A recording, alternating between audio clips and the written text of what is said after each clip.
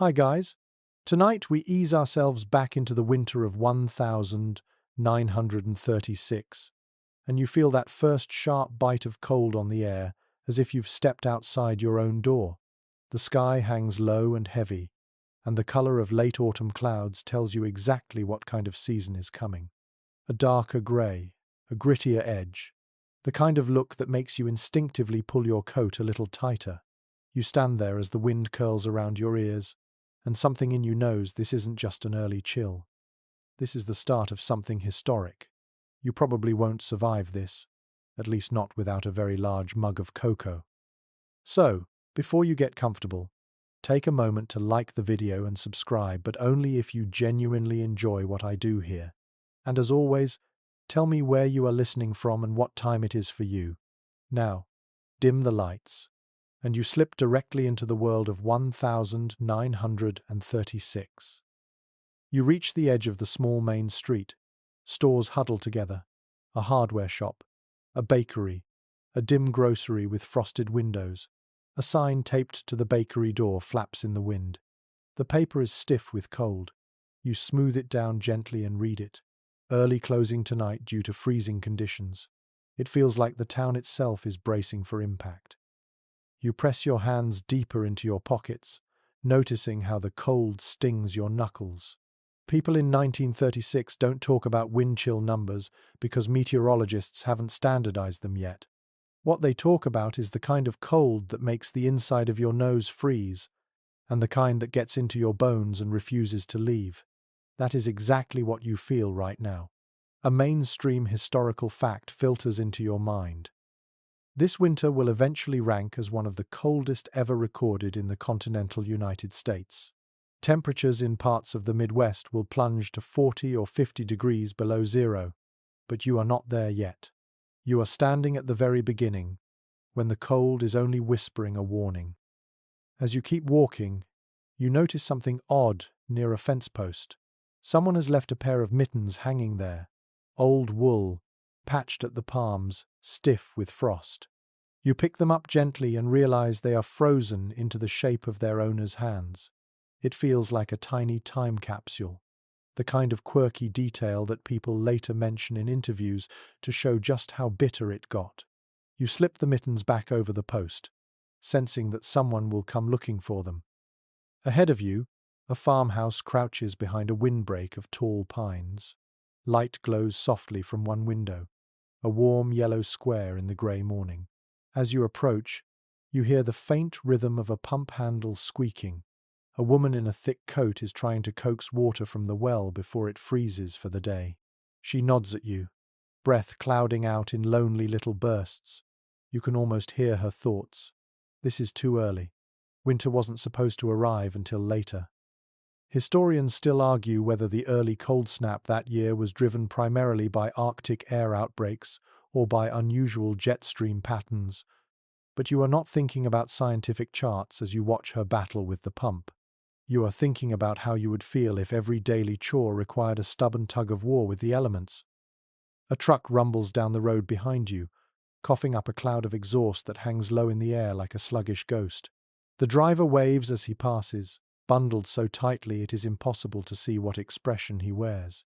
Even the truck seems cold, metal groaning as if it resents being awake. You follow its tracks for a moment and notice how the frost paints delicate patterns along the tire edges. Beauty and discomfort wrapped together, which is exactly what winter tends to do. To your left, a small creek cuts through the field. You step closer to it, drawn by the faint sound of water still moving. Ice forms along the edges in fragile feathers, white and thin as glass. You crouch down and touch the surface. It is colder than anything in your modern life feels. Not the crisp cold of a well-air-conditioned room, not the soft cold of refrigerated groceries. This is real cold, hungry cold, a cold that wants to teach you a lesson. A man appears from the barn, leading a cow that clearly does not want to leave her warm spot. He murmurs something reassuring to her, though you can tell it is more for himself than for the animal. You step aside as they pass, watching steam rise from the cow's nostrils. The man offers you a polite greeting, but his eyes flick toward the sky. Everyone keeps looking up, half expecting something else to fall. Snow, sleet, maybe a sign that the cold has reached its limit. But the sky gives nothing away. You keep moving toward town. Telephone lines whistle as the wind sings through them. Houses appear more frequently now, each with smoke drifting from stovepipes in long, soft plumes. That smell of coal and wood blends with the crisp scent of ice in a combination that feels like stepping straight into an old photograph. A couple walks past you, carrying a sack of potatoes between them. They nod politely, but their tight shoulders tell you everything. People in 1936 are already worried. They sense something unusual in the air, even if no one is saying it outright yet. You reach the edge of the small main street. Stores huddle together. A hardware shop, a bakery, a dim grocery with frosted windows. A sign taped to the bakery door flaps in the wind. The paper is stiff with cold. You smooth it down gently and read it. Early closing tonight due to freezing conditions. It feels like the town itself is bracing for impact. Inside your coat, your body radiates tiny shivers. You are learning something important about the winter of 1936. It did not burst forth all at once. It seeped in slowly, testing boundaries, pushing limits, turning ordinary routines into obstacles. And you, still shivering in your boots, are only tasting the first hint of what lies ahead. As you continue through the street, the bell of the local church rings out, echoing through the chill air. One clang, then another, each sound vibrating in the cold like a memory suspended in ice. Somewhere in the distance a dog barks, short and sharp, then retreats into silence. It feels as if the whole town is holding its breath. You finally stop beside a lamppost and exhale. Your breath floats in front of you like a small ghost escaping. You rub your hands together, trying to restore a bit of warmth. This is the moment, right here, when you understand the truth. Winter has descended early, and it is only getting started. You stand there beside the chilly lamppost, and as the frost sharpens its grip on your fingertips, you drift forward into the wider landscape of the United States in late 1936. The cold that greeted you on that quiet Midwestern road is only a small piece of a much larger picture. You take a deep breath, watching the vapor swirl outward, and then you step into a kind of invisible current that carries you across the country. The nation beneath you shivers like a living thing. No need to pause. You are already trudging along a dirt road just outside a small Midwestern town, sometime in early November. The calendar still says fall, but the air disagrees. You feel the ground stiffen under your boots, each step crunching on a skin of frost that arrived far too soon. Trees lining the road hold the last of their leaves like they are clinging to the memory of warmth. A crow caws overhead, sounding annoyed instead of ominous, as if the weather is inconvenient even for him. You stand there beside the chilly lamppost, and as the frost sharpens its grip on your fingertips, you drift forward into the wider landscape of the United States in late 1936. The cold that greeted you on that quiet Midwestern road is only a small piece of a much larger picture. You take a deep breath, watching the vapor swirl outward, and then you step into a kind of invisible current that carries you across the country. The nation beneath you shivers like a living thing. You stand there beside the chilly lamppost, and as the frost sharpens its grip on your fingertips, you drift forward into the wider landscape of the United States in late 1936. The cold that greeted you on that quiet Midwestern road is only a small piece of a much larger picture. You take a deep breath, watching the vapor swirl outward, and then you step into a kind of invisible current that carries you across the country. The nation beneath you shivers like a living thing. In early December of 1936, states from the Pacific Northwest to the Great Lakes recorded lows that smashed previous cold records, creating a weather pattern that sprawled across nearly the entire country. You step outside the store and walk along a sidewalk that glimmers with a thin film of ice. You slide a little, not enough to fall, but enough to feel that uneasy thrill of balance slipping away. A woman nearby clutches her shopping bag and offers you a sympathetic smile. The kind strangers exchange when the weather becomes everyone's shared adversary. She tugs her scarf higher over her mouth and continues, boots tapping out a brisk rhythm, as if marching against the cold.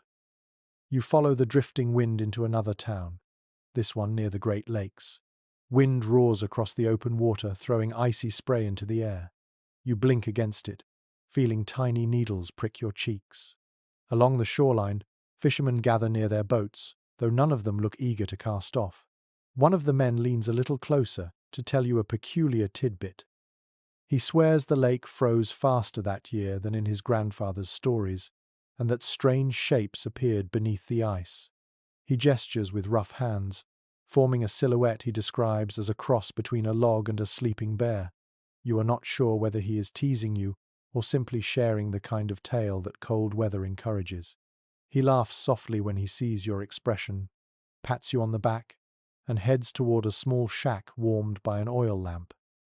You continue on your slow journey, following invisible threads of sound and scent. Chimneys puff out steady columns of smoke. Dogs howl, long and mournful. Somewhere a church bell rings again, softer this time, as if the cold itself mutes it. You pass clusters of children wearing thick coats and mismatched mittens, each child bundled in whatever scraps of wool their families could find. They stomp through the snow and challenge each other to see whose breath can make the biggest cloud. Their laughter echoes bright against the dull sky, but even their joy carries a faint tremor of tension. You pause near a telephone office, where lines stretch in neat rows across the horizon. They hum faintly in the wind. You touch the nearest pole and feel it vibrate gently. Operators inside work tirelessly, connecting calls about delayed deliveries, closed roads, and families checking on loved ones in nearby towns. One operator rubs her temples and murmurs about how the lines froze overnight. Another wonders aloud whether this winter will be the worst of her lifetime. Historians still debate whether the early stages of the cold wave were worsened by large-scale shifts in the polar front or by a series of unusual atmospheric blockages that rerouted warm air elsewhere. The operators are not discussing any of that. They are too busy keeping the nation stitched together one crackling call at a time. You walk further and arrive at a gas station where a man is trying unsuccessfully to start his truck. The engine sputters like a cranky old man and refuses to turn over. He curses softly under his breath, then laughs in embarrassment when he sees you watching.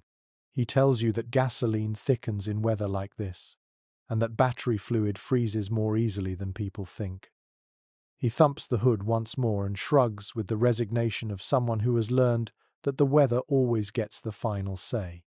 He says he is going to heat the battery with his wife's hairdryer later. You nod politely, though you are not sure he is joking. He swears the lake froze faster that year than in his grandfather's stories, and that strange shapes appeared beneath the ice. He gestures with rough hands, forming a silhouette he describes as a cross between a log and a sleeping bear.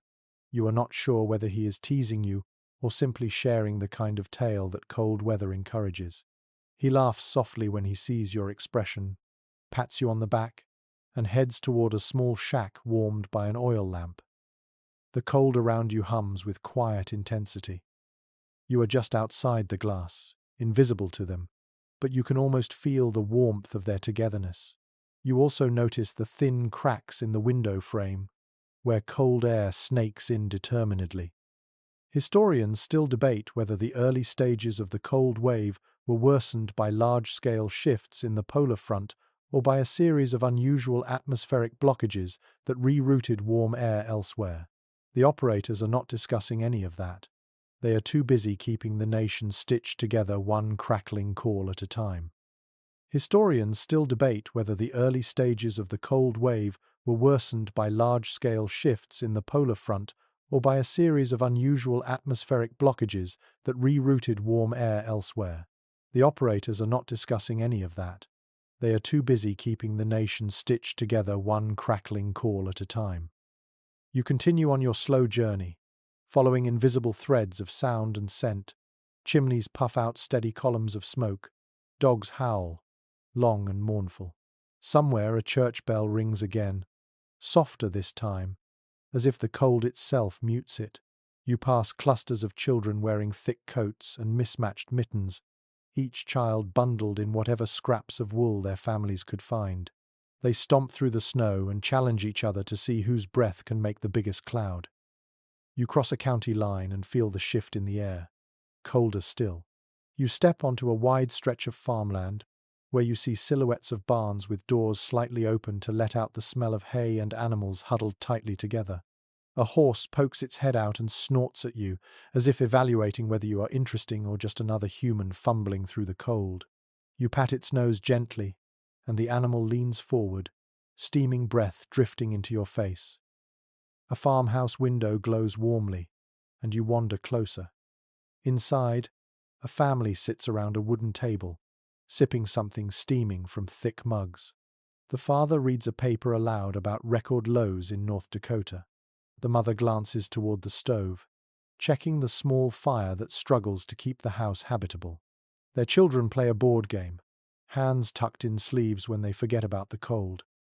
You stand at that lonely crossroads only a moment longer before the wind nudges you onward, guiding you gently toward the farms that sit scattered across the American heartland.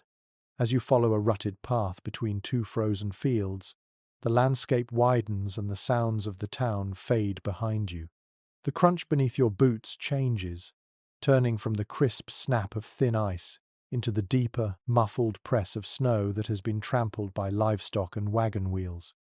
You push your hands deeper into your pockets, feeling how the cold makes your fingertips ache, and you realize that if the towns are shivering, the farms are outright suffering. A rooster crows somewhere ahead, but it is not the bright, confident sound you expect. Instead, it is hoarse, almost insulted by the air it must breathe. You follow the noise until you reach a low wooden fence that encloses a modest farmyard. The boards of the fence glitter with a delicate layer of frost, each slat painted white by the breath of the night. You tap one lightly with your knuckle, and the frost breaks into tiny crystals that drift to the ground like miniature stars. And you realize the nation is only beginning to understand what kind of winter it is truly facing. Beyond the fence, you see the farmhouse, its roof sagging gently under the weight of early snow. It is one of the few warm things in this landscape. A rooster crows somewhere ahead, but it is not the bright, confident sound you expect. Instead, it is hoarse, almost insulted by the air it must breathe. You follow the noise until you reach a low wooden fence that encloses a modest farmyard. The boards of the fence glitter with a delicate layer of frost, each slat painted white by the breath of the night. You tap one lightly with your knuckle, and the frost breaks into tiny crystals that drift to the ground like miniature stars. The farmer lifts it and shows you how the surface freezes every hour, forming a thin lid he must break repeatedly throughout the day so the animals can drink. A mainstream historical fact drifts into your thoughts. Many farmers in the winter of 1936 reported losing livestock not only to the cold, but to dehydration, because the water froze faster than they could break it. The farmer points toward the far corner of the barn, where a calf lies on a bed of straw. You step closer and notice that the calf is covered with a crude little coat sewn from old burlap sacks. The farmer smiles apologetically. It is not much, but it helps the newborn survive nights that dip to stunning lows. You crouch beside the calf and gently brush your fingers along its back. It blinks at you with dark, shiny eyes, and you wonder how many families pinned their hopes on fragile creatures like this. The farmer leads you outside again and shows you his well. The wooden cover is half frozen shut, but he forces it open with a grunt. A thin rope dangles into the darkness. He explains that he must lower a lantern down the well every few hours to keep the water from freezing solid. You imagine doing this in the middle of the night, when the wind shrieks around the house and the darkness settles heavily over the fields. A task that in warm months is simple becomes something that steals sleep, warmth, and energy. As you walk through the yard, you hear a sharp crack nearby. You turn just in time to see the handle of a metal shovel snap in half as a teenage boy attempts to chip ice from the ground. He stares at the broken handle with mild disbelief. The boy laughs and mutters a quirky tidbit that people in the area like to repeat. In weather like this, wood behaves more like brittle candy. Breaks clean in two if you look at it wrong. You grin because the humor is not lost on you. People often lean on jokes to survive hard seasons. You continue onward, following the farm path until it leads you into a wide field of winter wheat. You do not see much wheat, though. The plants stand stiff and fragile at your feet, their tips frosted white. Some stalks bend pitifully, others lie flat against the earth. The farmer catches up to you and crouches beside one of the plants. He touches it gently and shakes his head. He says he is not sure how many will survive. Historians still debate whether the winter of 1936 caused more agricultural damage than the earlier droughts of the decade. But this farmer is not interested in scholarly arguments. He is focused on a single question that repeats in his mind. Will there be enough to harvest? You continue walking through the fields and notice a distant shape moving slowly along a fence line. It is another farmer, leading a struggling mule through the snow. You approach and see he has wrapped the mule's legs with strips of old blankets to protect them from frostbite. He tells you the cold has made the ground so hard that his plough bent out of shape the last time he tried to use it. He holds up the twisted piece of metal to show you. It is warped like soft clay, except it bent in freezing temperatures, not heat. You sense his frustration, but also his resilience. People in 1936 do not have the luxury of quitting. They endure, because they must. As you move toward another outbuilding, you hear the faint ticking of what sounds like cracking wood. You stop and watch a small chicken coop. The sunlight hits the roof just right, and the sudden expansion causes the wood to pop loudly. The chickens inside flutter and squawk, shocked awake. You peek through a gap in the boards and see the birds huddled tightly together. Their feathers puff outward in round, ridiculous shapes, each bird looking like a pompous little snowball. The coop smells of straw and faint ammonia, a reminder of life persisting even in brutal conditions. You leave the coop and follow a trail of prints that lead into a small grove of trees. The branches hang heavy with snow, sagging like tired shoulders. You run your fingers along the bark and feel frostbite at your skin. The woods are utterly silent. Snow muffles every sound, creating a strange, almost sacred quiet. You walk deeper until you find a fallen branch split nearly in half. The crack is clean, revealing pale wood inside. The cold did this too. It has the strength to break what normally bends. It is warped like soft clay, except it bent in freezing temperatures, not heat. You sense his frustration, but also his resilience. People in 1936 do not have the luxury of quitting. They endure, because they must. Inside the house, she invites you to warm yourself near the stove. The interior smells of wood smoke, potatoes, and wool. The warmth feels like a blessing. Children sit near the fire, rubbing their hands and watching the flames dance. A radio murmurs quietly in the corner, offering faint static and the low voice of a weather announcer predicting colder days ahead. No one reacts dramatically. They simply absorb the news and carry on, because that is the only choice they have.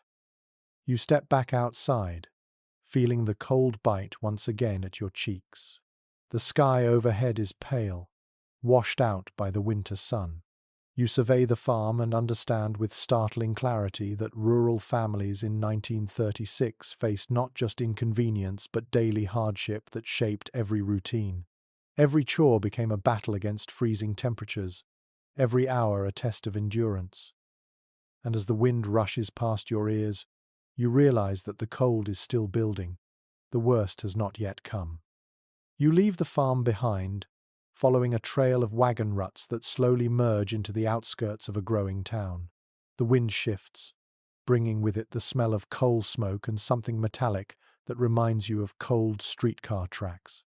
As you round a corner, the landscape transforms from open fields to tightly packed blocks of brick buildings. City streets in the winter of 1936 feel entirely different from the countryside. Here, the cold does not simply settle on the ground. It ricochets between walls, tunnels through alleyways, and pools in shadowed doorframes. You pull your coat tighter as you step onto a sidewalk polished smooth by 1,000 hurried footsteps. A streetcar rattles past you, sparks popping along the overhead line. Passengers cling to the metal poles inside, their breath fogging the windows in soft white circles. A conductor leans halfway out the door and shouts something about slippery tracks before the car screeches away, leaving the faint scent of scorched metal hanging in the air. You tread carefully, placing each boot with intention. The sidewalk has the treacherous look of something that froze, thawed a little, then froze again in a more sinister form. As you walk deeper into the city, you pass a row of shop fronts whose windows are fogged from the warmth inside. A bakery releases a thin ribbon of steam each time someone enters. The smell of yeast and cinnamon floats into the street, creating a momentary illusion of comfort. You drift closer, letting the warmth brush your face, but you do not step inside. Instead, you watch a line of people waiting to buy bread, all stomping their feet to keep blood moving. One woman, cheeks pink with cold, explains that deliveries have been late all week because the trucks keep freezing up. Behind her, a man mutters that he has resorted to storing potatoes under his bed because his pantry is too cold. You sense that he is only half joking. Up ahead, a police officer directs traffic with exaggerated motions. His breath bursts out in little clouds as he waves wagons and automobiles through the intersection. Nothing moves quickly. Wheels spin on icy patches, engines complain loudly, and the officer keeps tapping his gloved hand against his thigh to prevent his fingers from stiffening. When you reach him, he gives you a brief nod and tells you something worth knowing. Records from the time show that urban accidents skyrocketed during the early part of the winter. Cars slid into lampposts, wagons tipped on hidden ice ridges, and pedestrians twisted ankles on uneven sidewalks. The officer shakes his head, as if the city itself has turned unruly. You continue on until the buildings grow taller and the soundscape changes. Street vendors shout over the wind. Horses snort as they pull delivery carts. Somewhere, a dog barks at a passing bicycle that struggles to stay upright on the slick pavement. You spot a newspaper boy shouting the morning headlines. He hops from foot to foot, trying to stay warm. You glance at the top paper and read about temperature plunges from Chicago to St. Paul. One article claims the cold could stick around for months. Locals will later remember this particular headline as both prophetic and unsettling. The boy waves a paper at you and says something colourful about how even the pigeons look annoyed this week. You glance up and see a cluster of them perched on a ledge, feathers puffed so wide they resemble small, irritated balloons. One of them tries to fly but thinks better of it. You smile gently at the absurdity. That right there is one of those odd little memories that people pass along for decades. The kind of detail that makes a harsh winter feel both painful and strangely endearing. You turn a corner and find yourself on a commercial avenue lined with shops advertising everything from radios to canned goods. A hardware store owner stands outside with a bucket of sand, scattering it across the icy walkway. He tells you business has been booming because everyone needs extra shovels, extra nails, extra salt, extra everything. He sighs and adds that even his supplier is running behind due to frozen rail switches. You watch the sand bounce across the ground like tiny seeds before settling. He offers you a fleeting grin, then ducks back into the warmth of his store. At the next block, you stop to observe a group of office workers stepping out for their lunch break. They move as a single unit, each one wrapped in a heavy coat, their hats pulled low, their scarves drawn high. Their shoes crunch in perfect rhythm as they cross the street toward a diner with fogged windows. You follow them inside just long enough to feel a blast of heated air. The diner hums with life. Plates clatter, waitresses glide between tables, and steam from hot soup clouds the entire room. People sit close together, sharing news of frozen pipes and broken street lamps. The conversations overlap until they form a cozy white noise. As you slip back outside, the cold feels sharper, as if it is punishing you for leaving warmth behind. You walk toward a wide boulevard where the city traffic moves with glacial patience. A taxi sputters as it idles, every exhale from the exhaust twisting into crisp white mist. The driver leans out his window to tell you something curious. He claims that he keeps a brick wrapped in towels under the front seat because heating the brick on his stove each morning gives the car a fighting chance to start. It is an offbeat workaround, but he insists it saved him 3 times last week alone. You wander further until you reach a tall iron bridge arching over a partially frozen river. The water below flows sluggishly, choked by sheets of ice that bump softly into one another. You lean over the railing and listen to the muted clicks of breaking crystals. A pair of boys stand at the riverbank skipping stones, though the stones sometimes bounce in odd angles off the frozen patches. One of the boys tells you that last winter they saw a boot frozen upright near the river edge. He does not know whose boot it was, and he does not care. It became a local legend anyway. You keep moving, passing a row of apartment buildings with windows rimmed in frost. Inside one, you glimpse a woman heating water on the stove, steam swirling around her as she drapes towels over her shoulders. In another window, a family gathers around a single electric heater, the glow illuminating their faces in soft amber light. The heater hums faintly, struggling against the cold that presses against the glass from outside. You notice the rhythm of the city shifting. People slow down not because they are relaxed, but because icy patches demand respect. Every step feels like a negotiation. Every corner requires careful footing. The city seems to breathe in short, tense bursts. Even noises sound different. Footsteps are quieter. Voices carry further. Streetcars shriek as if protesting. Farther along, you pass a small park where the fountain stands completely still, transformed into a sculpture of jagged ice. Children poke at it with sticks, fascinated by how the frozen water glows in the weak winter sun. A man on a nearby bench smokes a pipe, watching them with a patient smile. He mentions that city crews tried to drain the fountain earlier in the week, but the pipes froze before they finished. This small frozen monument will probably remain until spring. You take a deep breath, letting the icy air fill your lungs. You feel the cold against your eyelashes, against the inside of your nose, against every surface of your skin. And as you stand there, you understand something essential. City life, during the brutal winter of 1936, did not stop, but it shifted. It adapted. People endured, each in their own way, finding pockets of warmth where they could, and trusting that eventually the cold would lift. But as you turn toward the next street, you sense that conditions are only beginning to tighten their grip. Something even more challenging is waiting just ahead. You leave the frozen fountain behind and drift into a quieter neighborhood where homes sit shoulder to shoulder, each one exhaling thin ribbons of smoke into the pale winter sky.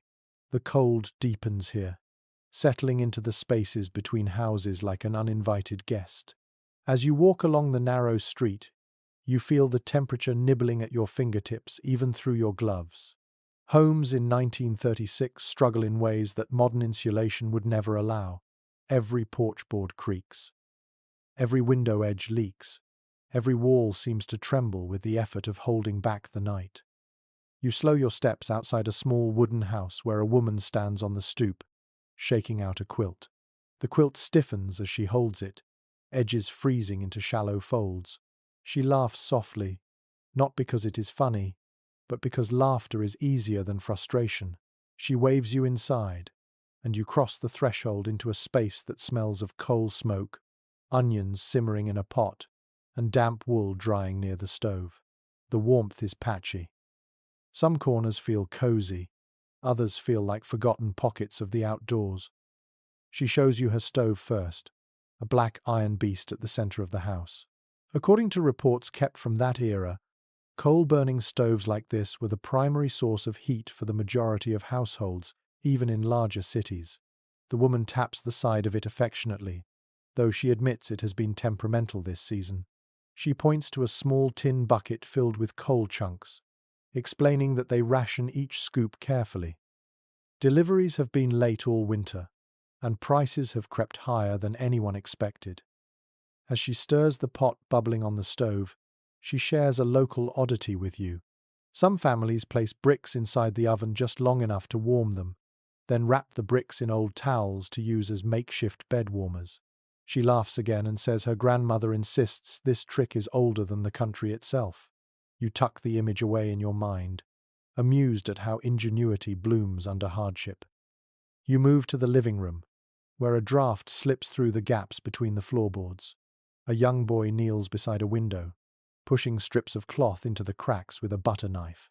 He glances up and explains that the wind whistles so loudly through this window at night that it sounds like a ghost complaining. His mother rolls her eyes, but she does not argue. She has heard that very sound. You run your fingertips along the window frame. Cold seeps through instantly. In the faint light, you notice the glass rattles gently with each gust of wind. The family has lined the sill with old newspapers for extra insulation.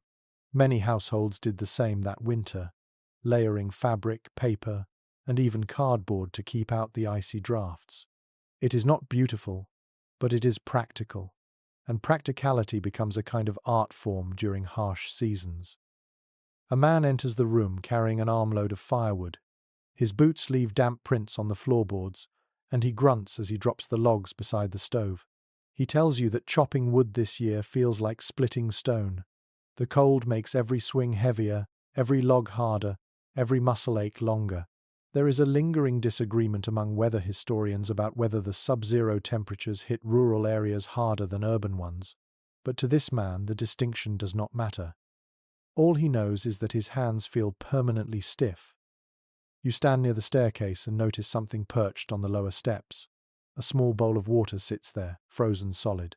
The woman explains that they placed it on the stairs to check how badly the cold creeps down from the attic. Last night it froze faster than she expected. She shakes her head, almost impressed, almost defeated.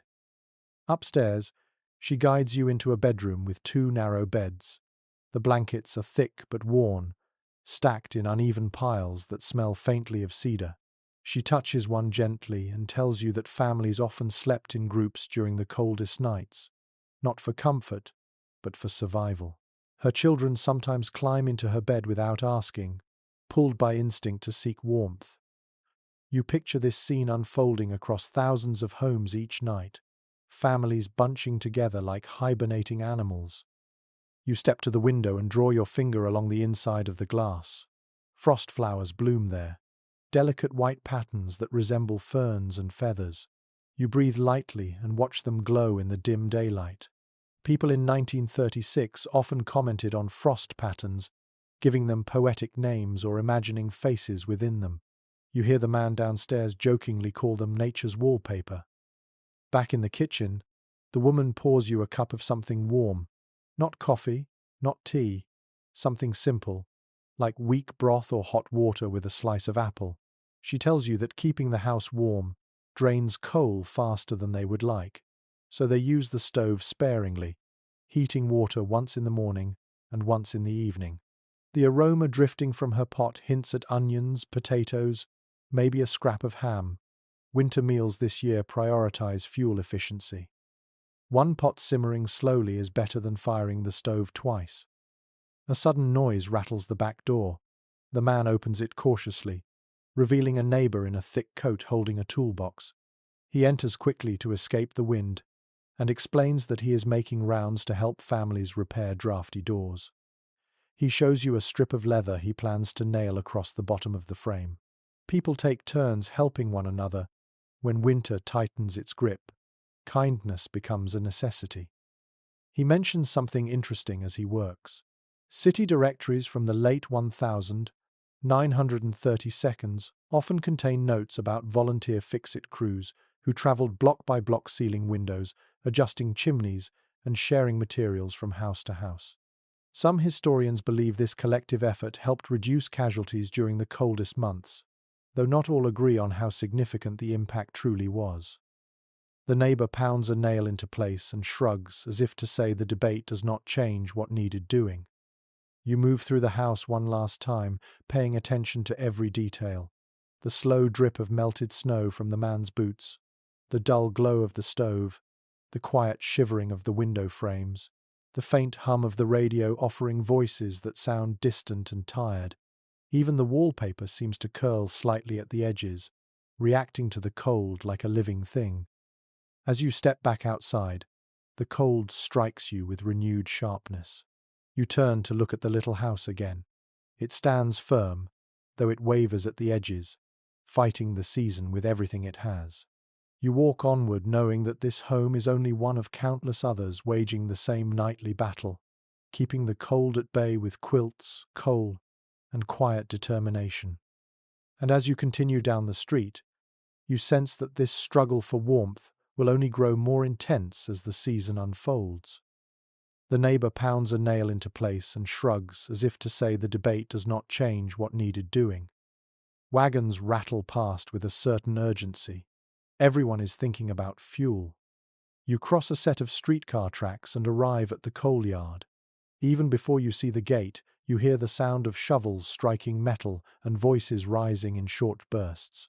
The coal yard sits behind a high wooden fence, though the fence does not block the sharp smell of soot and dust. You walk closer and see a line forming along the outer wall. The people waiting stand shoulder to shoulder, bundled in mismatched coats, scarves pulled so high you catch only flashes of eyes. Breath puffs out in soft, rhythmic clouds. A man near the front of the line nods in greeting. He gestures for you to join him beneath a crooked lamppost that flickers weakly against the bright cold. He tells you that supplies have been inconsistent this year. According to the kind of public reports printed in local papers at the time, coal deliveries lagged badly during the early winter. Rail lines froze, freight cars stalled, and some mines struggled to operate machinery in frigid temperatures. You look at the line stretching down the block and sense how deeply this reality is felt. As you inch forward with the crowd, you overhear conversations bouncing around you. Someone complains about paying more for half the usual amount. Another claims he heard of a town 10 miles away that received a whole shipment overnight because a rail supervisor owed someone a favor. You smile a little at how rumors become currency whenever supplies grow scarce. A woman behind you adds a curious detail. She claims some people have resorted to burning dried corn cobs and twisted rope coated in paraffin to stretch their heating fuel. She lowers her voice as if she has spoken something mildly scandalous. You tuck the odd image into your mind, imagining the smell of burning rope drifting through cold night air. Up ahead, the coal yard gate opens with a groaning creak. A worker in a thick coat waves the next group forward. You follow them inside, stepping into a landscape of black mounds that glisten with frost. Coal crunches under your boots. Dust hangs in the air, settling on your gloves like dark powder. The worker lifts a shovel and slams it into a mound, scooping heavy chunks into sacks. He works with a kind of mechanical determination, his movements repetitive and exhausted. He glances at you and says something worth noting. City records from the period indicate that some coal yards implemented ration limits during the worst stretches of cold, allowing households only a certain amount per week. He shrugs as if the policy makes sense, though his eyes suggest a deeper worry. He mentions quietly that he has seen people argue, beg, even attempt to bribe workers when the temperature dropped below zero for days at a time.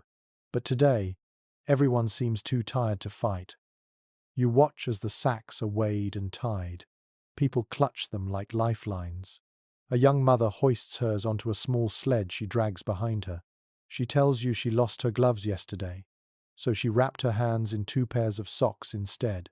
She laughs lightly, though her laugh has a brittle edge. You help her steady the sled as she heads toward the street. She thanks you and disappears into the slow-moving crowd. You wander deeper into the yard, watching workers shovel endlessly. One of them taps the edge of his shovel and says he has broken 2 already this month. He shows you a crack running along the metal blade, thin but ominous. He says tools behave strangely in this cold, almost like they have minds of their own. You return his smile, sensing that he is trying to keep his spirits up by joking with himself. A foreman emerges from a small office, leaning against the doorframe as he sips from a steaming mug. He nods at you and comments on the state of things. Freight schedules, he explains, have become unpredictable. Some trains arrive hours late, others not at all. There is lively disagreement among weather specialists about whether the extreme cold congested the rail network more through mechanical failures or through the sheer volume of snow covering tracks. The foreman shakes his head. To him, the reason hardly matters. He just hopes the next delivery actually shows up. You leave the yard and follow a road leading toward a row of warehouses. Coal dust floats behind you, settling like fine ink on the fresh snow. As you walk, you pass a pair of teenagers dragging an enormous wooden crate on a sled. They pause to catch their breath. One of them grins proudly and tells you the crate holds scrap lumber they scavenged from an abandoned lot. Their parents plan to chop it into small pieces for the stove. You feel a pang of sympathy and admiration at the same time. The cold forces even the youngest to become resourceful. The snow crunches beneath your feet as you approach a warehouse door left slightly ajar. Inside, men work together to stack sacks of coal onto pallets. They move slowly but efficiently, forming a chain to lift and pass the heavy bundles. Their faces glisten with sweat despite the freezing air. You approach their supervisor, who is scribbling notes into a ledger. He explains that coal demand this winter has surpassed anything he has seen in 2 decades. He taps the ledger with a pencil and mutters that if this continues, they may run out entirely by January. A gust of wind slams the door behind you, sending a flurry of snow swirling into the warehouse. Several workers shiver in unison. One jokes that he has been cold since November and does not expect to thaw until April. His co-workers laugh wearily. It is the kind of humor that keeps people moving when conditions threaten to grind them down. You step outside again and continue down the road. Your breath curls in front of you like slow smoke. You notice how many chimneys release thinner plumes than you would expect. Homeowners are rationing fuel carefully. Houses must maintain only the bare minimum warmth needed to keep pipes from bursting and fingers from freezing. You peer through a few windows and see families huddled in dens and kitchens. No one heats every room. Entire floors of some houses remain untouched through the coldest stretches. A dog trots past you, its fur dusted with snow. It stops near a man struggling with a wheelbarrow full of coal. You walk over to help him lift the handles. He thanks you between puffs of frosty breath. He says he made 3 trips yesterday and expects to make 3 more today. He taps his chest and laughs weakly, calling it his winter exercise plan. You push the wheelbarrow together until he reaches his front gate. He waves as he disappears inside. You follow another street uphill, and at the top you find an old man sitting beside a barrel fire with several neighbors. They share scraps of wood, tossing them into the flames one by one. The fire crackles warmly. The old man pats the seat beside him, and you sit. He tells you a memory from his youth, when his father kept a secret stash of coal hidden in the cellar for emergencies. He chuckles and says some people still try that trick, though keeping secrets in a neighborhood this cold is nearly impossible. He pokes the fire gently and adds another thought. According to letters preserved from families of the time, the winter of 1936 pushed people into tight circles of cooperation. Neighbors checked in on one another constantly. Some even pooled their fuel in shared stoves during the most severe nights.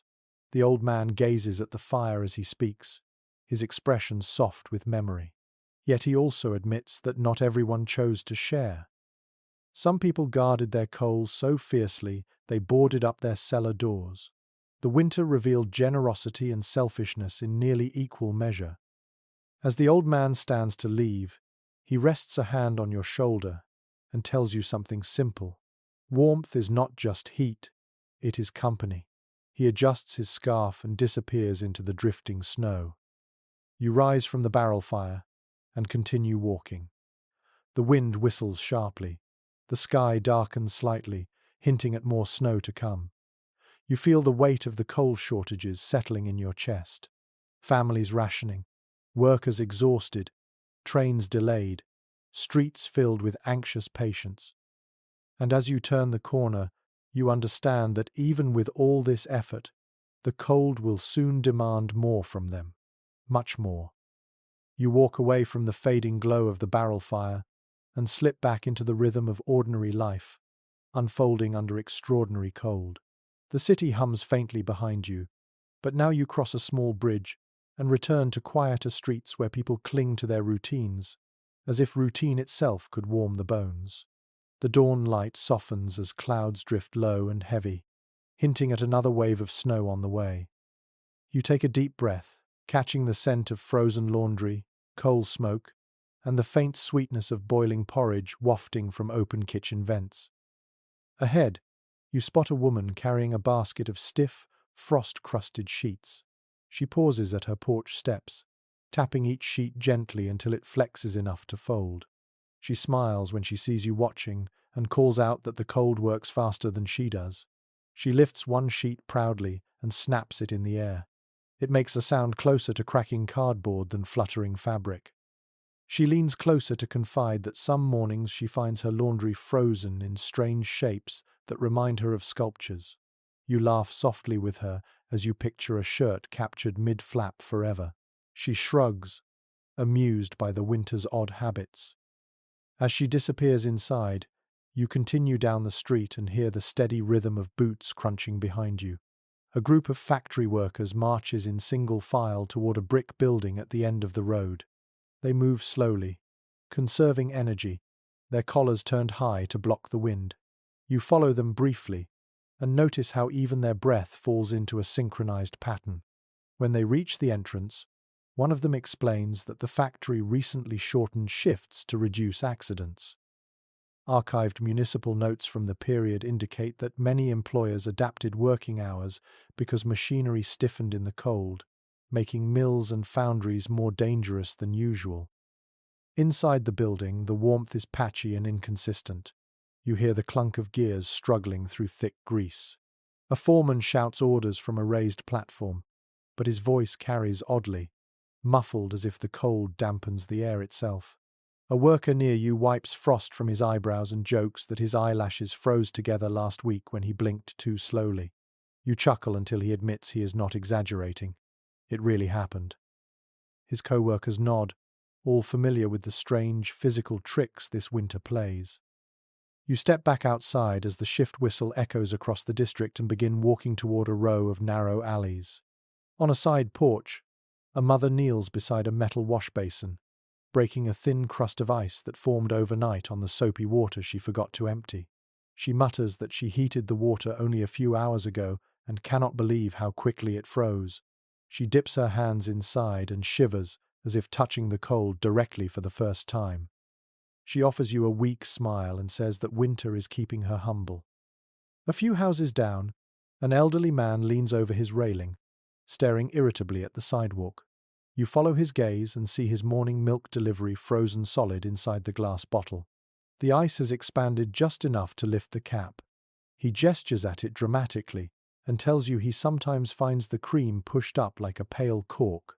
Diaries from the era mention this peculiar detail, often describing it as one of winter's quiet declarations of dominance over daily life.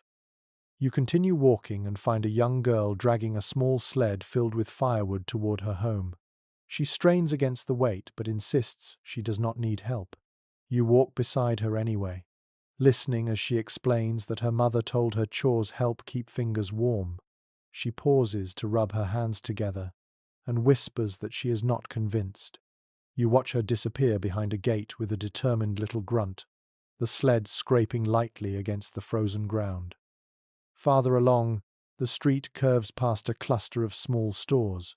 A butcher sprinkles sawdust at the entrance of his shop to give customers traction. You step inside briefly, letting the warmth brush against your cheeks. The butcher greets you with a wide grin and tells you that meat stays cold longer than ever this season, so he has been spending less time worrying about spoilage and more time worrying about frostbite. He laughs and adds that he once found his display case fogged on the inside rather than on the outside. You raise an eyebrow. He swears it is true. You buy nothing but thank him for the warmth and step outside again. The wind greets you with a fierce blast that forces you to brace your stance. Snowflakes begin drifting gently from the sky, each one tiny and sharp as if carved from glass. You tilt your head upward and watch the flakes gather on your coat. They linger there instead of melting, perfectly intact.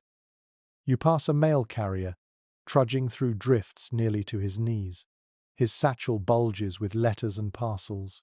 He tells you he has not felt his feet since sunrise, but he keeps walking because people still expect their mail on time. Postal workers during the winter of 1936 faced some of the harshest conditions on record, according to government notes from that period.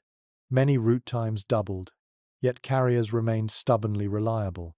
The man before you seems to embody that determination. He shrugs and says someone has to deliver the holiday catalogues, even if the pages freeze together. You continue alongside him for a block until he veers off toward his next house. As you walk on alone, you hear faint thuds coming from a backyard. You peek behind a wooden fence and see a man chopping kindling. He swings the hatchet with a sharp, practiced motion, but each log resists him stubbornly. He pauses between strikes, breathing heavily, and tells you the wood has hardened in the cold, making each chop feel like swinging at iron. He wipes his brow and shakes his head. You watch as he cracks a final piece cleanly in two and beams with satisfaction. He jokes that winter is giving him better muscles than summer ever did. A few steps later, you stumble slightly on a patch of ice hidden beneath a dusting of snow. A passing teenager steadies you with a quick hand. He grins and says he saw 3 people fall in the same spot earlier. He claims someone tried to sprinkle flour on the ice to mark it, but the wind stole the flour in seconds. He shakes his head, as though the season has its own mischievous sense of humor. As the afternoon deepens, the sounds around you shift. The clang of pots in kitchens, the muted thump of boots at entryways, the creak of doors swelling in the cold. You wander past houses where curtains glow golden from firelight. You catch glimpses of families huddled in the warmest rooms, wrapped in blankets, sipping steaming broth, knitting by lamplight, mending clothes, stirring pots. Every action feels slower, more careful, more intent on preserving warmth. There is an observable rhythm to life now. Morning chores, midday struggles, evening warmth. Each day revolves around managing the cold. Winter has nudged itself into every corner of daily existence, imposing its own schedule. Yet as you continue, you sense something new settling in the air. Not defeat, not panic, something subtler, like a quiet acceptance. The cold is not going anywhere soon. People can feel it deep in their bones. They move more deliberately. They plan farther ahead. They rely on each other more. And as you turn the next corner, you realize this slow adaptation is only the beginning of a season that will test endurance in ways no one is prepared for. You step out of the neighborhood and follow a narrow road that gradually widens into a long stretch of open boulevard. The sky above you has dimmed to a cold silver, the kind that feels heavy enough to press down on your shoulders. As you walk, the air grows sharper, almost gritty, carrying the faint rattle of metal and the distant groan of engines struggling in the cold. By the time you reach the edge of the boulevard, the truth becomes clear. Travel during the winter of 1936 feels less like movement and more like negotiation. A streetcar clatters toward you, squealing as its wheels hit a patch of ice. It slows, then slows again, then finally crawls to a careful stop. The conductor leans out and shouts an apology to the passengers, though his voice sounds as tired as the machine he operates. You watch the passengers step off one by one, clinging to the rails as if dismounting a restless animal. They land cautiously on the slick ground, adjusting hats and pulling scarves higher. One woman mutters that she could have walked faster. You believe her. You follow the streetcar as it lurches forward again, each movement accompanied by sparks along the frozen overhead line. A man standing nearby tells you that transit delays have become a daily nuisance. He explains that the cold thickens grease, stiffens brakes, and slows every mechanical reaction. Old municipal transportation reports from the era describe similar problems. noting that streetcars sometimes arrived so late that entire routes had to be rescheduled. The man finishes his explanation by rolling his eyes and adding that even horses move faster these days. Past the streetcar tracks, you step onto a busy road where automobiles idle in long lines. Exhaust builds in little white puffs that drift toward the sky like tired ghosts. Drivers sit hunched inside their cars, rubbing their hands, slapping heater vents, praying for engines to behave. You wander between the vehicles and overhear conversations drifting out of cracked windows. One man boasts that he wrapped his engine in 2 old blankets last night to help it start in the morning. Another complains that his battery froze despite being stored in his kitchen overnight. You smile to yourself, imagining a battery sitting next to the family salt jar, thawing quietly. A thin whistle of wind cuts through the street, and you turn toward a gas station on the corner. The attendant stands with his hands jammed under his armpits for warmth, jumping occasionally to shake the numbness from his legs. He waves you over and points toward an old sedan parked beside the pump. Its hood is open, revealing an engine coated in a thin shell of frost. The attendant explains that gasoline in the winter of 1936 often thickened into a syrupy consistency when temperatures plummeted, making cars sluggish to start. According to surviving technical notes from the era, some stations heated their fuel pumps just to keep gasoline flowing. The attendant taps the metal pump with a gloved hand, sending a dull clang into the air.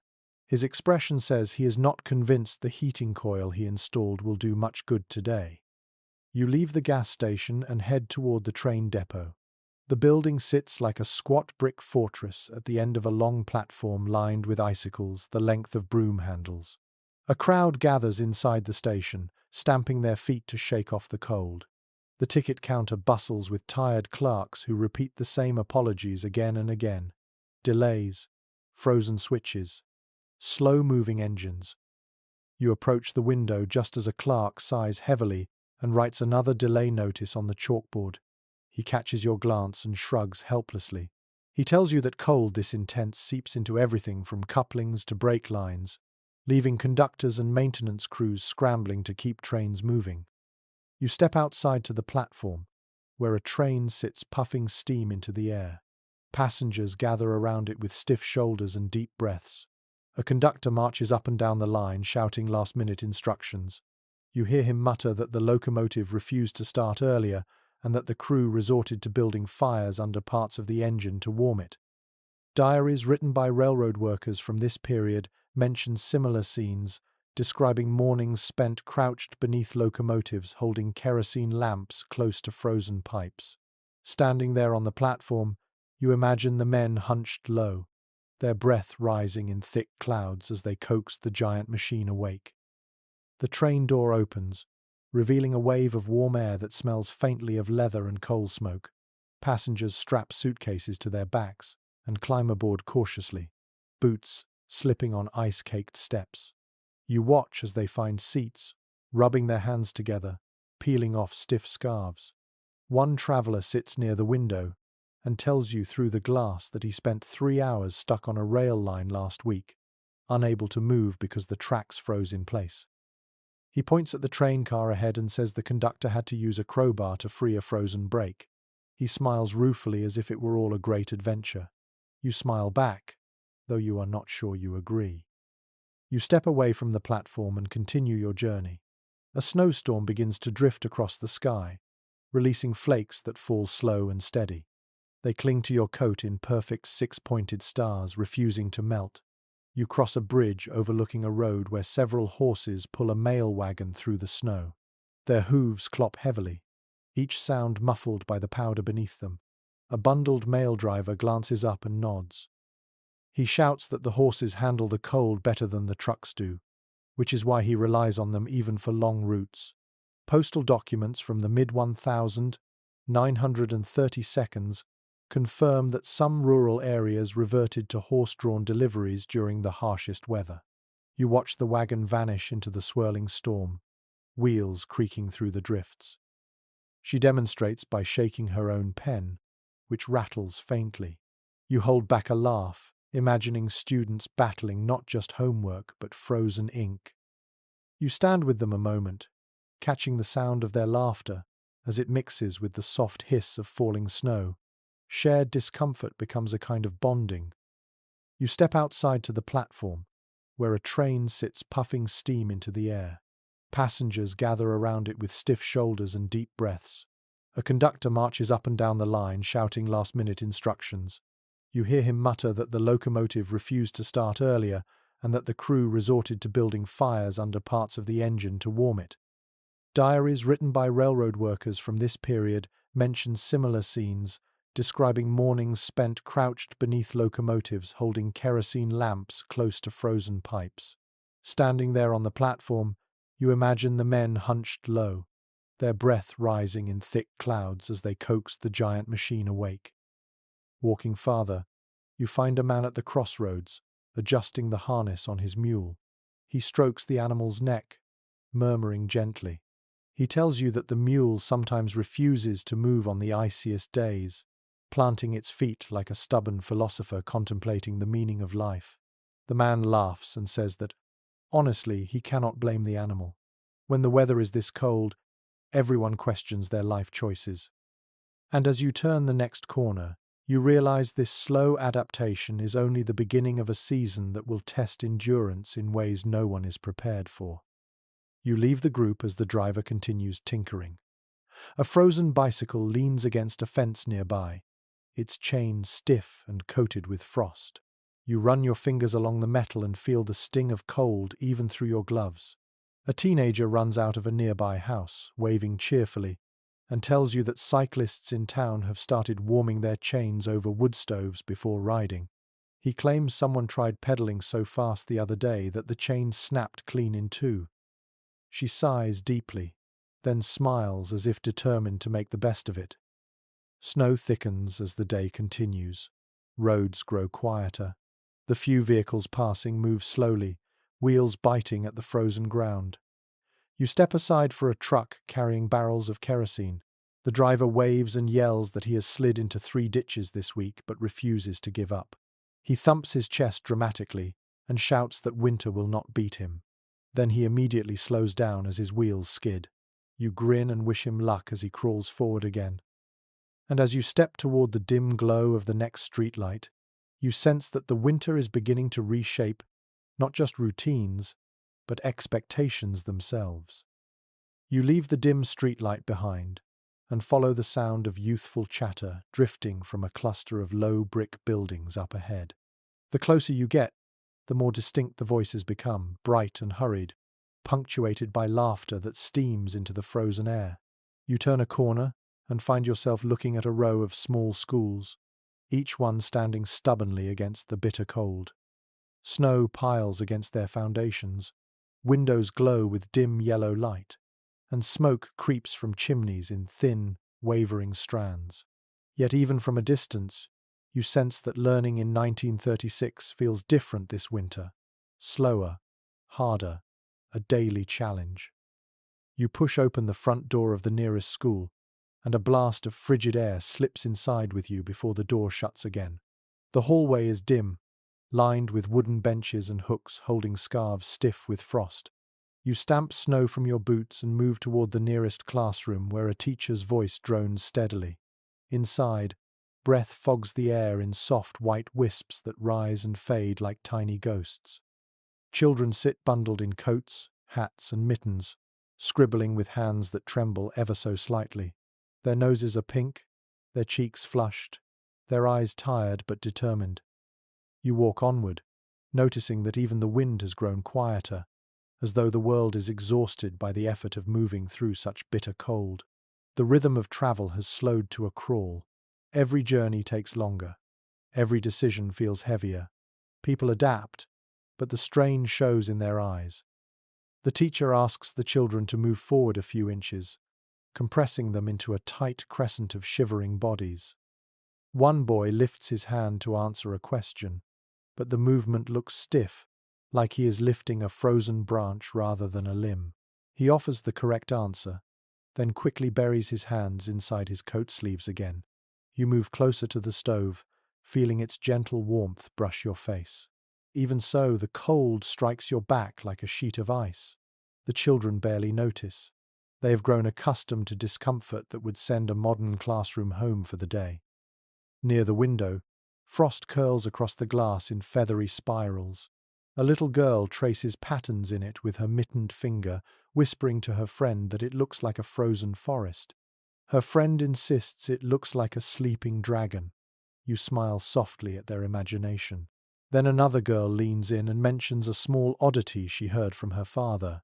Sometimes, when the cold is severe, ink freezes inside pens, unless kept near the stove. She demonstrates by shaking her own pen, which rattles faintly. You hold back a laugh, imagining students battling not just homework but frozen ink.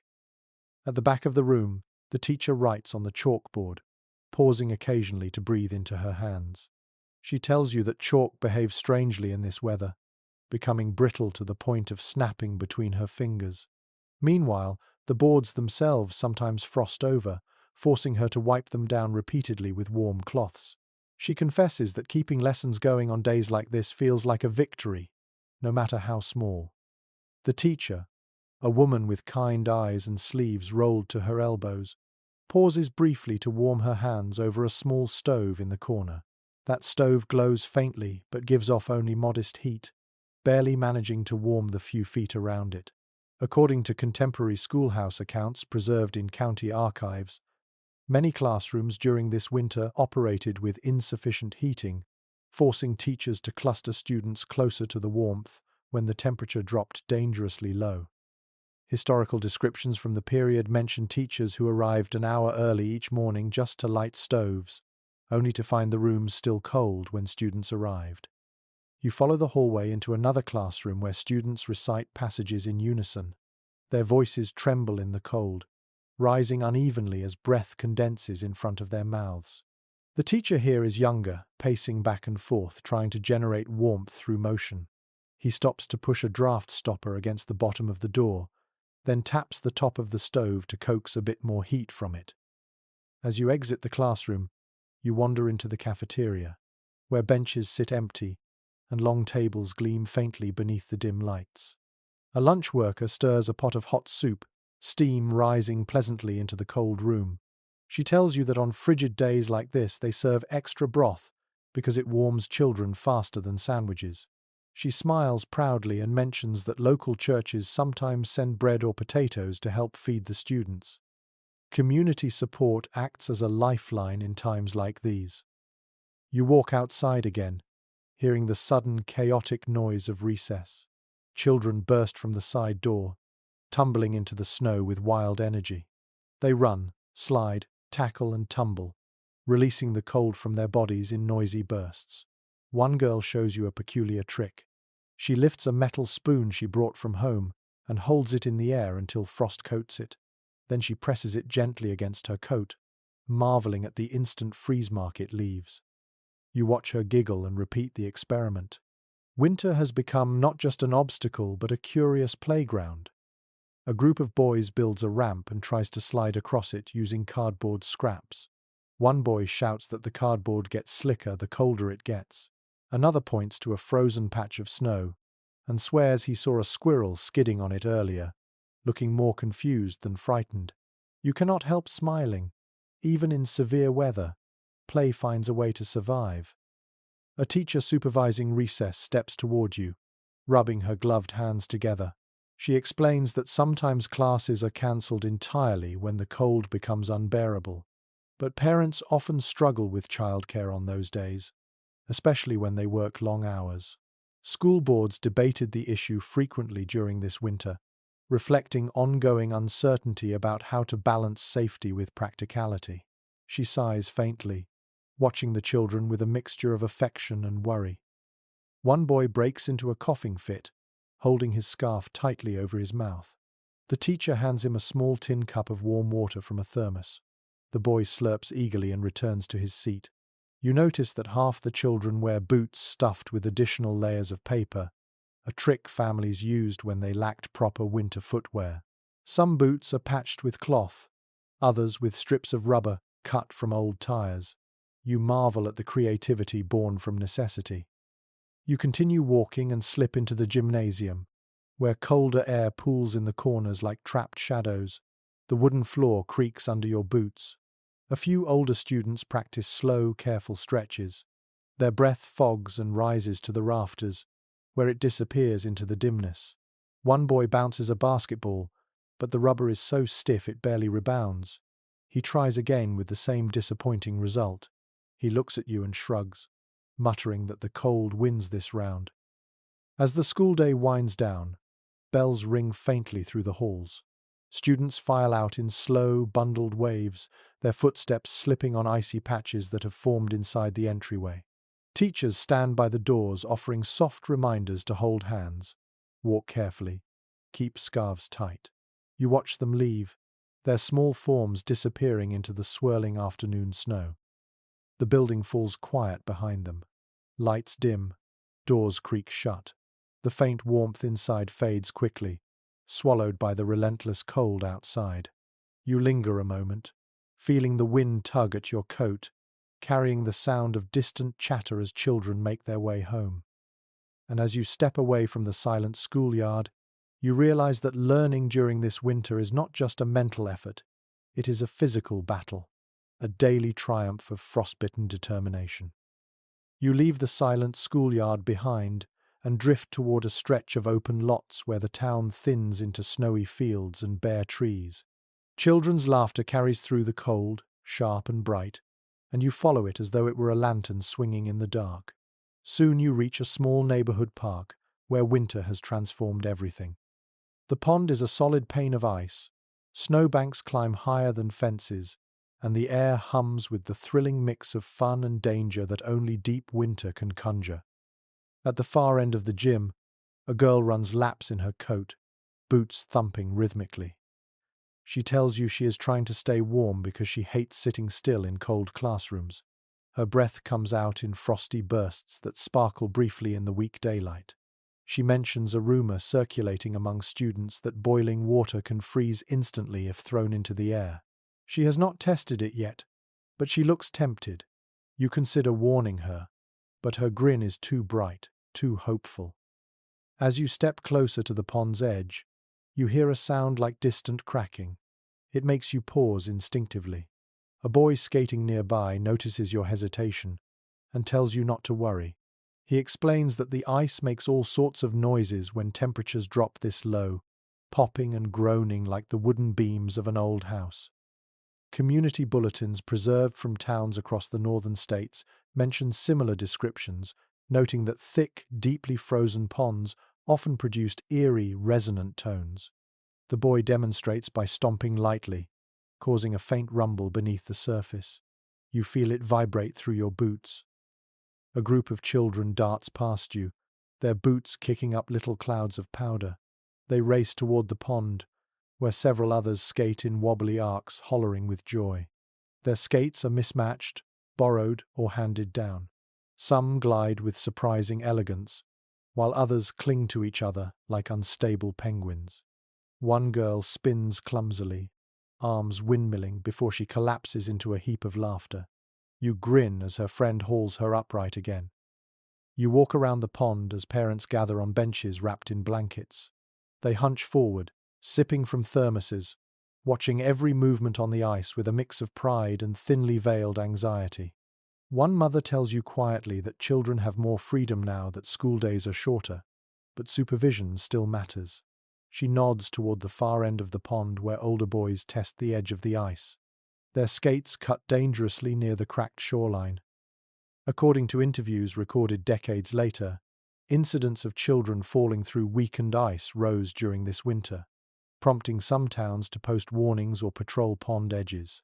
The mother's eyes linger on the boys. Her sigh reveals the weight of that memory, even if her smile remains gentle. You move away from the pond and walk toward the center of the park. Children have carved elaborate snow tunnels through the drifts. A girl beckons you closer to show off the structure she helped build. The tunnel twists beneath an arch of compacted snow, wide enough for her to crawl through. She disappears inside with surprising speed, her muffled voice echoing from within. Moments later, she pops out another opening and grins triumphantly. Her father stands nearby, arms crossed, pretending not to worry while very much worrying. He tells you that snow dens like these can be both delightful and dangerous. Families in the 1930 seconds often warned children against digging too deeply because collapses happened easily. Local newspapers from the time occasionally reported stories of kids getting trapped under sudden cave-ins. He scratches his chin and mutters that he checked this one himself before letting his daughter play. You nod, appreciating the balance between caution and allowing joy to survive the winter. You stroll further until you reach a long hill blanketed in perfect white. Children slide down it on sleds, baking sheets, cardboard scraps, and even upside-down trash can lids. Each descent produces a cascade of laughter and a spray of snow that sparkles under the cloudy afternoon light. One boy zips past you so quickly, his scarf trails like a pennant behind him. When he trudges back up the hill, he proudly tells you that the colder the snow gets, the faster the sleds go. His theory is not entirely accurate, but it has enough truth in it to satisfy him. Partway up the hill, you meet two older boys arguing cheerfully about the best sledding technique. One insists that lying flat offers more speed, the other swears by sitting upright for better control. Their debate mirrors a pattern seen in accounts from that winter, where communities disagreed on even the simplest matters. From snow removal to sledding safety, you watch them test both methods, each claiming victory with theatrical flair. A sudden gust of wind cuts through the park, scattering loose snow into the air like powdered glass. Children squeal as flakes sting their cheeks, but they keep playing. On the far side of the hill, a group has gathered around a snowman twice the height of an adult. It leans slightly to the left, branches jutting out in awkward angles. A girl climbs onto a buried tree stump to place a bucket on its head. When she jumps down, she tells you proudly that they used water to freeze the snowman into a solid, icy sculpture. It glints faintly, as though it were chiseled from marble. You circle around the snowman and step toward a quieter area of the park where two teenagers sit on a bench sharing a thick wool blanket. They watch the younger children play with mild nostalgia, as if remembering their own winters before chores and jobs took priority. One of them tells you how rumor spread last week that boiling water thrown into the air transforms instantly into snow. He laughs and admits he attempted the experiment behind his house at dawn. He insists it worked, though his friend snorts with disbelief. Notes from early amateur weather observers indicate that under extremely low temperatures, such transformations indeed occurred occasionally, though not as dramatically as stories suggested. The teenagers continue debating, their good-natured banter warming the cold air. You walk toward the path leading out of the park, passing a low wooden fence painted with fresh snow. A young boy climbs atop a stump to hang a small lantern on a branch. He tells you solemnly that his father lit lanterns here last year when someone slipped in the dark. The lantern flickers gently, casting a faint orange circle across the snow.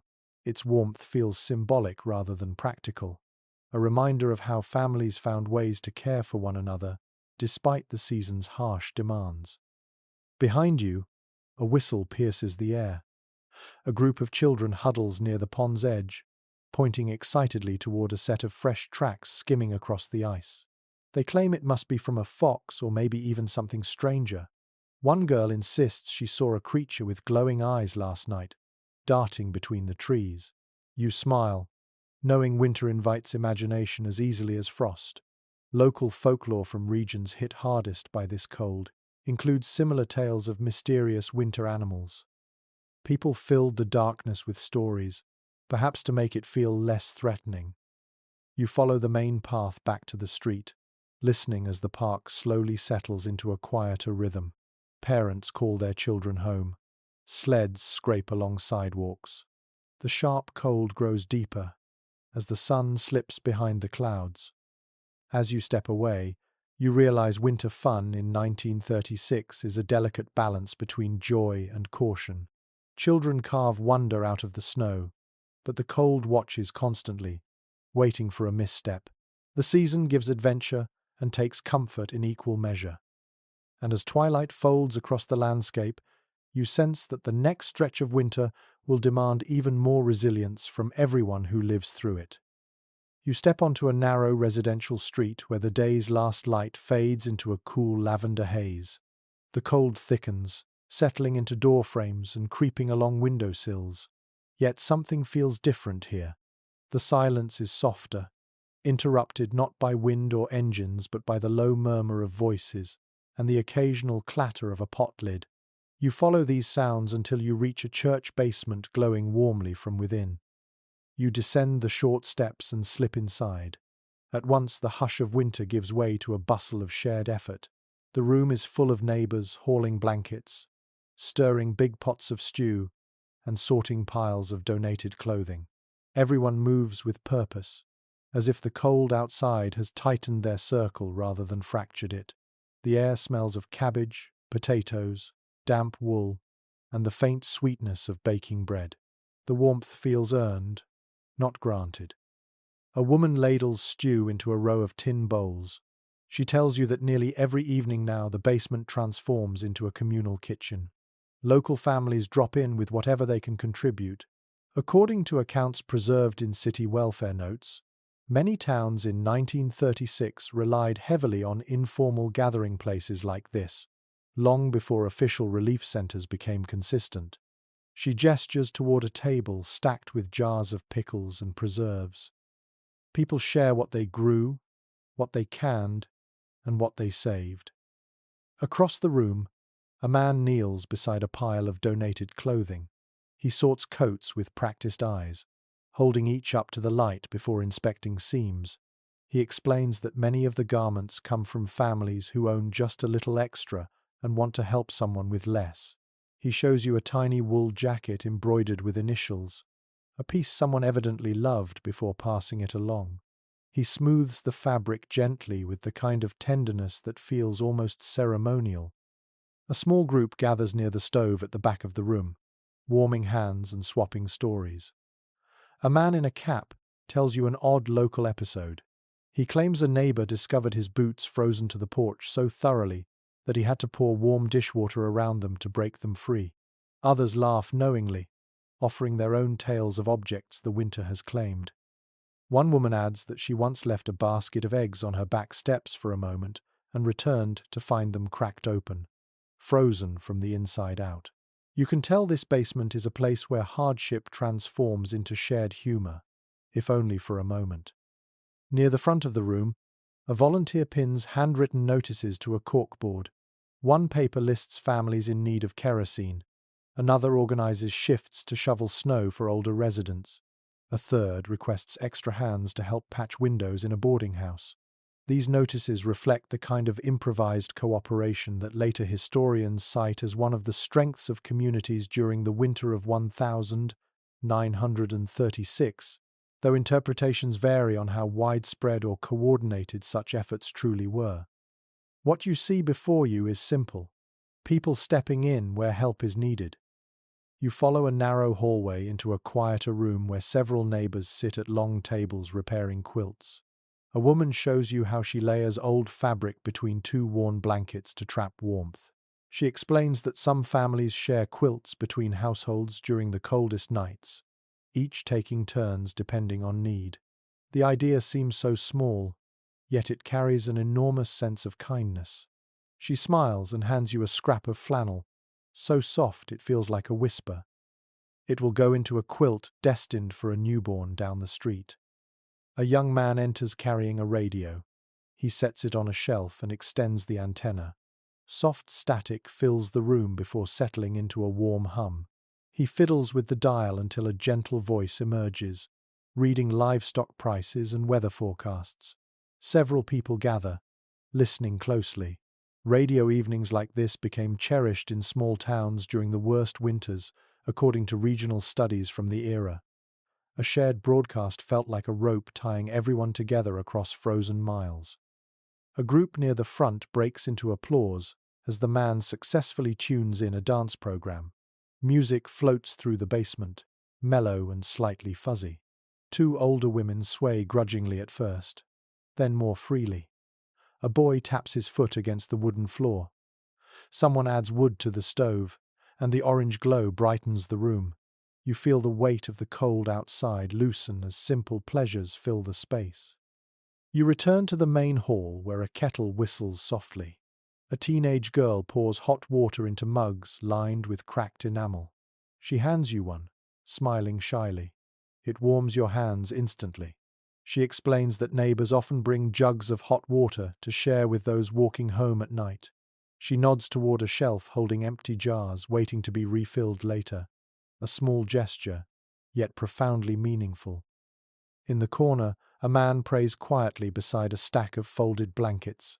You overhear bits of his whisper. He thanks the winter for reminding people of their need for one another. Whether he truly means it or is simply trying to find peace, you cannot say. But his words linger, blending into the soft hum of conversation around you. Two children run past, chasing each other between tables.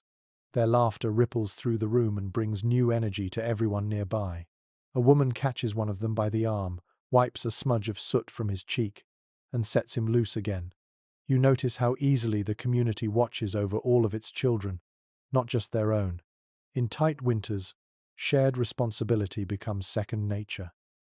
Someone behind you lifts a crate filled with small parcels wrapped in brown paper. She explains that families sometimes assemble surprise bundles of dry goods and leave them on doorsteps after dark, never revealing the giver. Local letters from that decade recount many such anonymous gestures, a way of preserving dignity while offering help. She tucks a parcel under her arm and heads toward the exit with quiet determination. Before you follow, you glance around once more. The basement pulses with cooperation. Voices weave together. Soup bubbles quietly. Blankets stack higher. Every person contributes something, even if only warmth and presence. It feels like a shelter built not from stone or lumber, but from shared endurance. You step outside and the cold hits you like a sudden shout. Yet you carry the warmth of that room with you, tucked somewhere deep beneath your coat.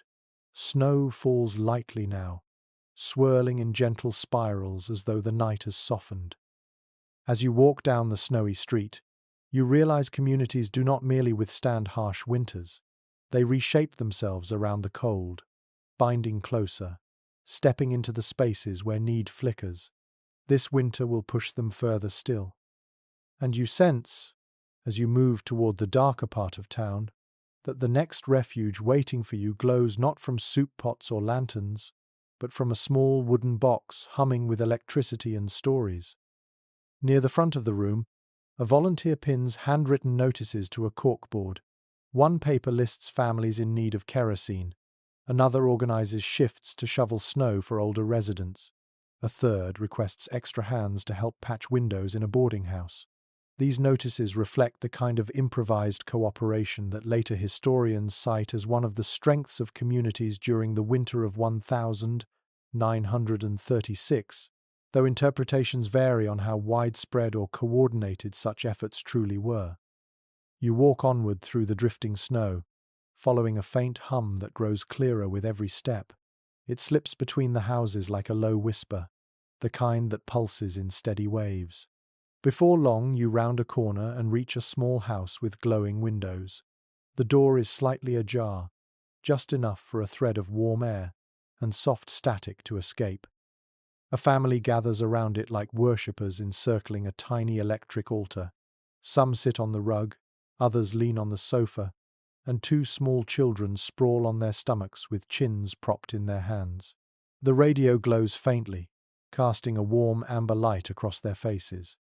A deep voice fills the room, announcing weather forecasts, crop failures, and overnight temperatures expected to reach astonishing lows. According to widely circulated reports from that era, radios became a crucial lifeline for families in 1936, offering news that traveled faster than any letter or newspaper could manage. You slip quietly into a corner and listen. The announcer speaks slowly, perhaps to counter the cold static that distorts his vowels.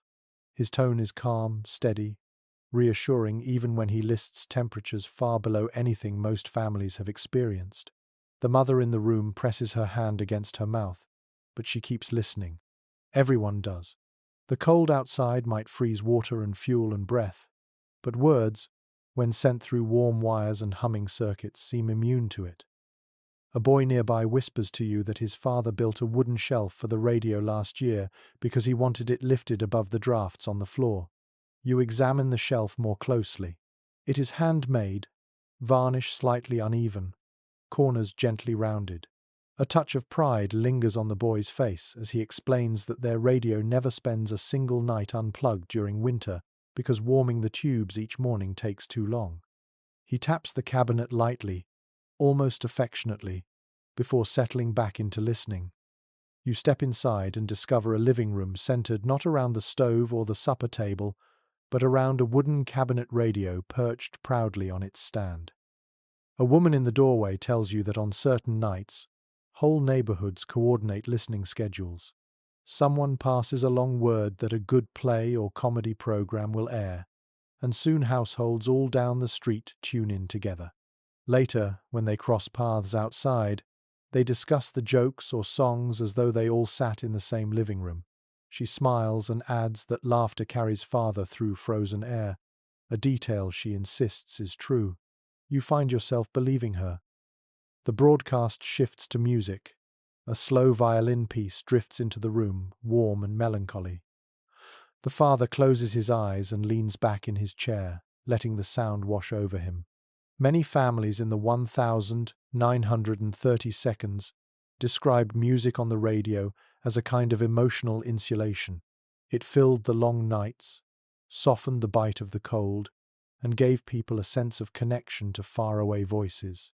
You feel that warmth yourself, sinking into the steady rhythm of the melody. Heads bow slightly. Even the children pause, their breaths forming little clouds as they lean in. According to widely accepted accounts from that time, families often described these radio speeches as events, not just broadcasts. They offered the sense of being personally spoken to, of being guided through crises by a steady hand.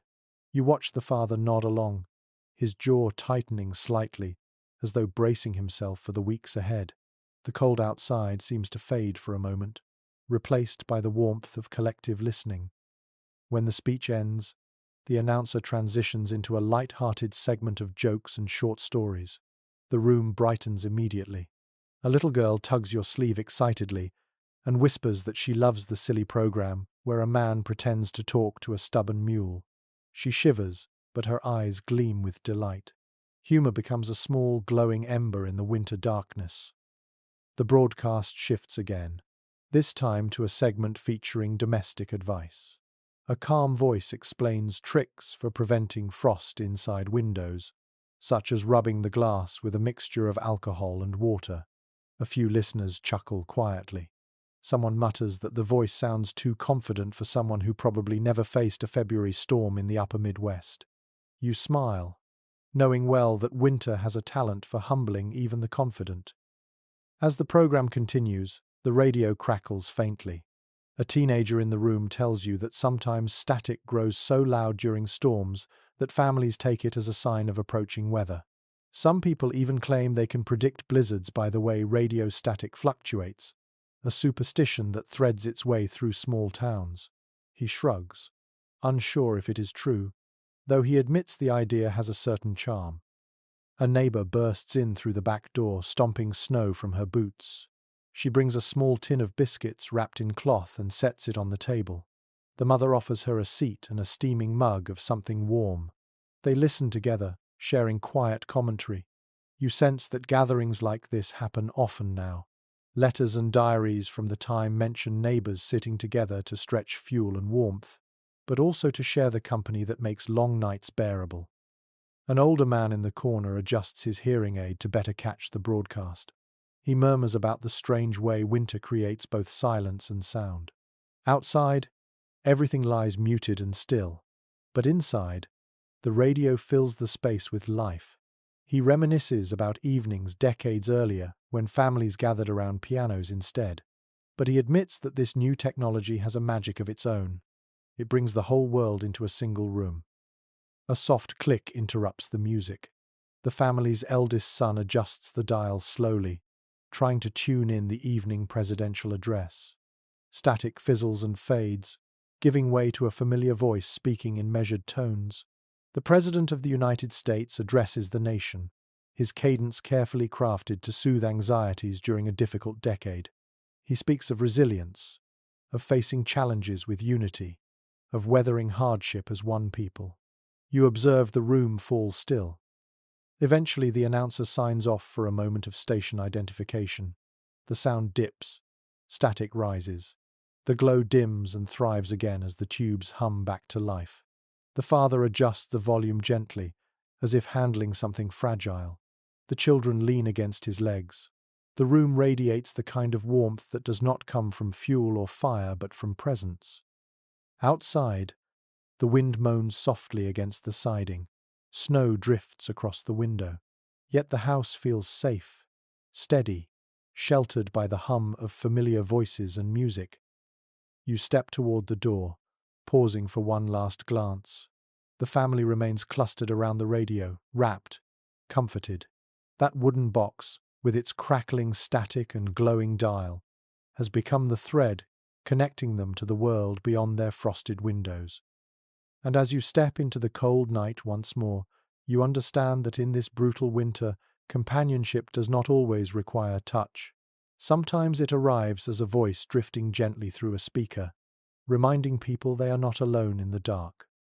You step away from the warm glow of the radio-lit living room and drift back into the night, where the cold seems sharper than before, as if jealous of the comfort you just left behind. The snow falls in slow, steady curtains that soften the edges of the world. Lanterns flicker behind curtains, chimneys breathe thin plumes of smoke, and for a moment the whole town feels like a snow globe someone has placed gently on its side. You follow the faint sound of bells in the distance, and soon you realize why the air carries a different rhythm tonight. Winter has arrived at the holidays. As you turn the corner into Main Street, you find it dressed in a modest sort of festivity. Strings of evergreen swag hang from lampposts, though the greenery has long since stiffened into icy garlands. A few storefronts display hand-painted signs wishing passers-by a warm Christmas. A small gathering stands beneath a glowing window, listening to a choir rehearse inside the church. Their breath rises in fragile plumes as the voices swell in soft harmonies. As you listen, you notice the way the radio's glow reflects in everyone's eyes. It is more than a device. It is a hearth made of wires and warm tubes, a gathering point, a companion, a teacher, a comfort. You wander toward the church steps, listening as the choir shifts into a carol. Their voices vibrate gently, resonating with the building's wooden rafters. A little girl standing near you whispers that her father says the sound carries farther in the cold. She closes her eyes, smiling, as if she can feel the music brushing against her cheeks. You watch her mittened hands open slightly as though catching notes in the air. Inside the church, candles flicker along the windowsills, their flames bending in the drafts that slip through the stone. A woman arranges sprigs of pine around the altar. She tells you that some years the branches stayed green and fragrant, but this time the cold has dried them out almost instantly. She shows you a candle that cracked along its side just from sitting near the door too long. Despite this, she works with quiet pride, determined to make the holiday feel whole. According to community journals kept during that decade, the coldest winters often saw the smallest but most heartfelt holiday celebrations. People adjusted their expectations, trading grandeur for presence, bright lights for warmth, excess for endurance. You continue through the sanctuary, listening to the faint chatter of volunteers tying ribbons and wrapping small parcels destined for families in need. The pastor passes by carrying a basket of knitted mittens. He explains that several women's groups across town have taken to sewing late into the night, hoping to distribute warm clothing before Christmas Eve. Witness accounts from the period often highlight these handmade gifts as cherished treasures, especially during winters when warmth felt almost like a luxury. The pastor pauses beside you, nodding in gratitude for any hands willing to help. Outside again, you follow the street to the town square, where a simple evergreen stands decorated with strings of popcorn, paper chains, and a few carefully saved glass ornaments. Snow clings to the branches, giving the tree a soft halo.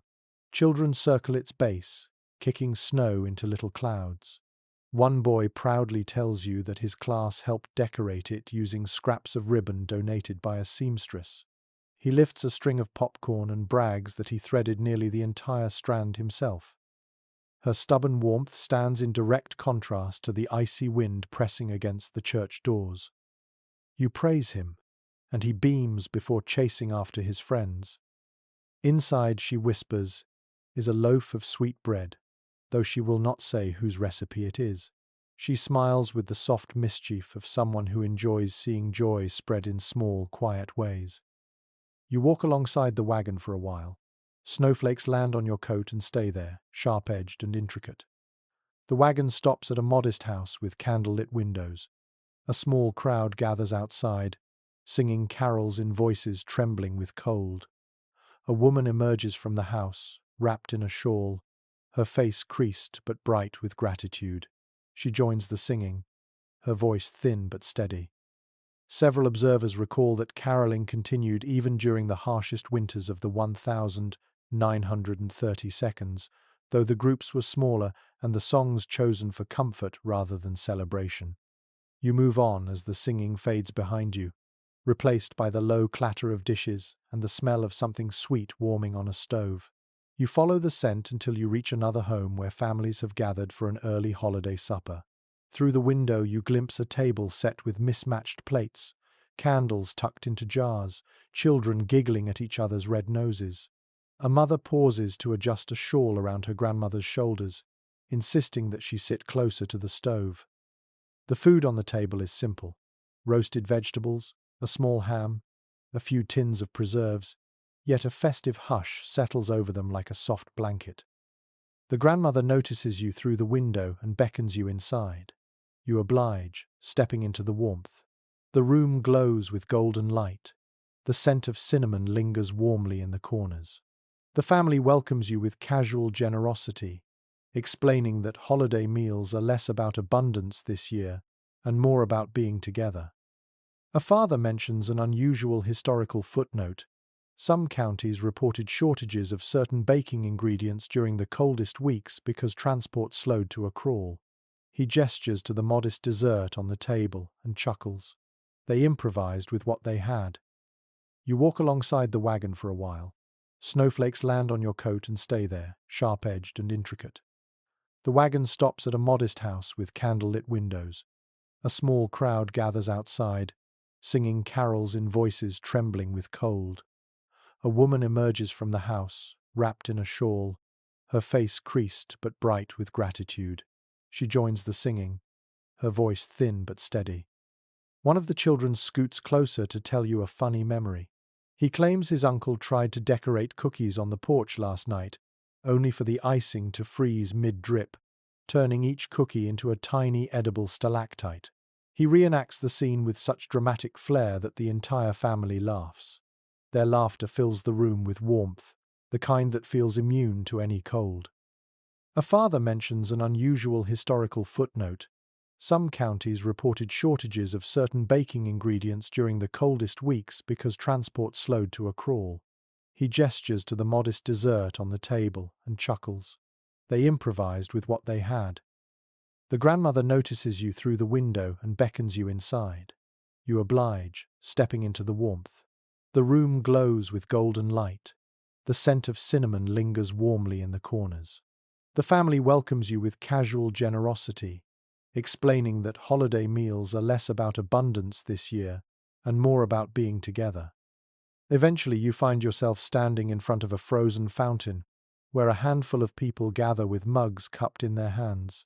They sip warm cider and exchange stories about past winters. One man recalls a year when his grandfather insisted on chopping down the freshest tree, only to find it frozen solid into the ground. A woman next to him laughs and shares a tale of her parents trying to light sparklers on New Year's Eve, only for the cold to extinguish them instantly. You wander a bit farther, noticing how some households mark the season with simple touches: a ribbon tied to a gate, a wreath made from pine cones dipped in melted wax, a lantern glowing on a porch. Families adjust celebrations according to the cold, smaller gatherings, shorter walks, fewer decorations, but the spirit persists, adapted rather than extinguished. As the family begins their supper, you step back outside to let them enjoy their evening together. Night has deepened. Candles glow in dozens of windows, scattered across the neighborhood like tiny stars. Light spills across the snow, reflecting upward in soft halos. The world feels hushed and sacred, wrapped in winter's long embrace. You leave the soft glow of holiday lanterns behind and step into the deeper dark where the town thins into open ground. The wind grows harsher here, no longer softened by clustered houses or glowing windows. It sweeps across fields and frozen construction sites, carrying with it the metallic scent of cold tools and the tired breath of men who rise before dawn to work in conditions that test every nerve. You follow the faint clink of metal on metal, and soon the shapes of laborers emerge from the drifting snow. A group of rail workers crouches beside a stretch of track, their lanterns flickering against the steel. They move slowly, with the measured precision of men who know the cold can turn a routine task into something dangerous. One kneels and taps the frozen rail, listening for the telltale ring that signals a crack. And as you step away from the fountain, you sense that winter's challenges are about to intensify even further, reaching deep into the daily labor that keeps life moving despite the freeze. You watch them work for a moment. Their breath rises steadily, drifting into the night like thin white banners. One man steps back to warm his hands over a lantern, shaking them vigorously. He tells you he used to think frostbite was something that happened to mountain climbers, not people who simply woke up and went to work. His voice cracks slightly, though he manages a crooked smile. According to operational notes kept by several railroad companies during this era, cold snaps like the winter of 1936 caused rails to fracture unexpectedly, forcing crews to inspect them almost daily. The worker beside you clenches his jaw as he lifts a crowbar, muttering that the metal fights him harder than it should. Workers stack wooden planks by a portable stove, trying to warm them enough to keep tools from snapping. You pick up a hammer and feel the weight of frost still clinging to its handle. A carpenter nearby tells you he broke 2 handles yesterday before noon. Tough jobs become nearly impossible when the cold hardens everything into uncooperative stone.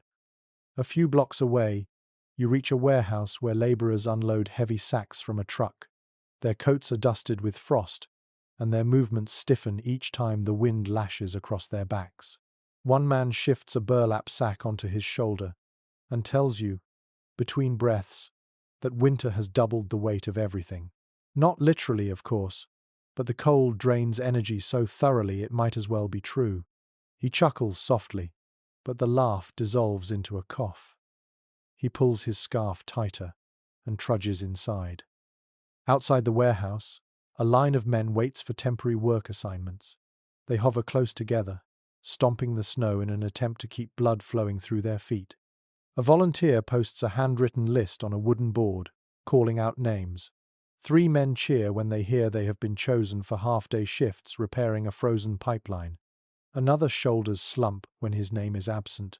You watch him press his hands deeper into his pockets. This winter blurs the line between endurance and exhaustion. You hear the steady clang of a shovel and follow the sound to a downtown intersection where a small crew attempts to clear snowbanks that have fused into solid walls. The men swing their shovels like picks, chipping away at the icy buildup. One pauses to explain that temperatures so low sometimes fuse snow into layers as solid as concrete. City maintenance logs from that year describe workers using chisels, axes, and even heated crowbars to carve pathways through the streets.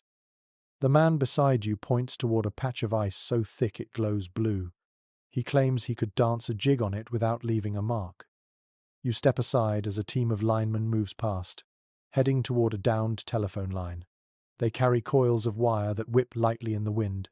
Their boots crunch heavily on the brittle snow. One of them, a younger man with frost clinging to his eyelashes, tells you that telephone wires hum differently in this cold. Sometimes the vibration changes pitch, and they learn to tell from sound alone when a line is stressed. Academic notes on telecommunications from this era mention similar observations, though not all researchers agree on how accurate those early interpretations were. The lineman grins and shrugs, saying the ears of workers are often sharper than official reports. At the edge of town, you find a farm road where another kind of labor unfolds. A group of field hands wades through thigh-deep snow, carrying buckets of feed toward a barn. Their faces redden instantly in the cold. One man lifts his bucket and jokes that even the cows look irritated this winter. You step into the barn with them, feeling a rush of warm, earthy air wash over you. The animals huddle together, breath rising in thick clouds. A woman shovels hay toward them, moving with steady resolve. She tells you that the cold makes animals restless and people exhausted, but chores cannot wait. Not one of them. Not ever. Outside again, the wind carries the sharp clang of metal striking ice. You follow the sound to a small road crew breaking up a frozen culvert. The foreman waves toward the sky and tells you that the ice formed so quickly it trapped runoff before they had a chance to clear it. He shows you a chunk of ice the size of a suitcase, coated in pebbles. You run your glove over its surface, feeling grit embedded in frozen transparency. He snorts and says nature has done half the engineering this winter, though not in a helpful way. You move on, weaving through the streets until you reach a service garage where auto mechanics huddle around an engine suspended from a chain. The motor hangs like a frosty metal heart, steam rising from the bucket of hot water they splash over it. One mechanic tells you they have revived this particular truck 3 times today. He gestures toward a wall where wrenches hang stiff as icicles. Another mechanic taps his wrench on the ground and jokes that if it gets any colder, the tools will start shattering. You sense he is only half joking. In a quieter part of town, you encounter a pair of municipal workers inspecting a street lamp.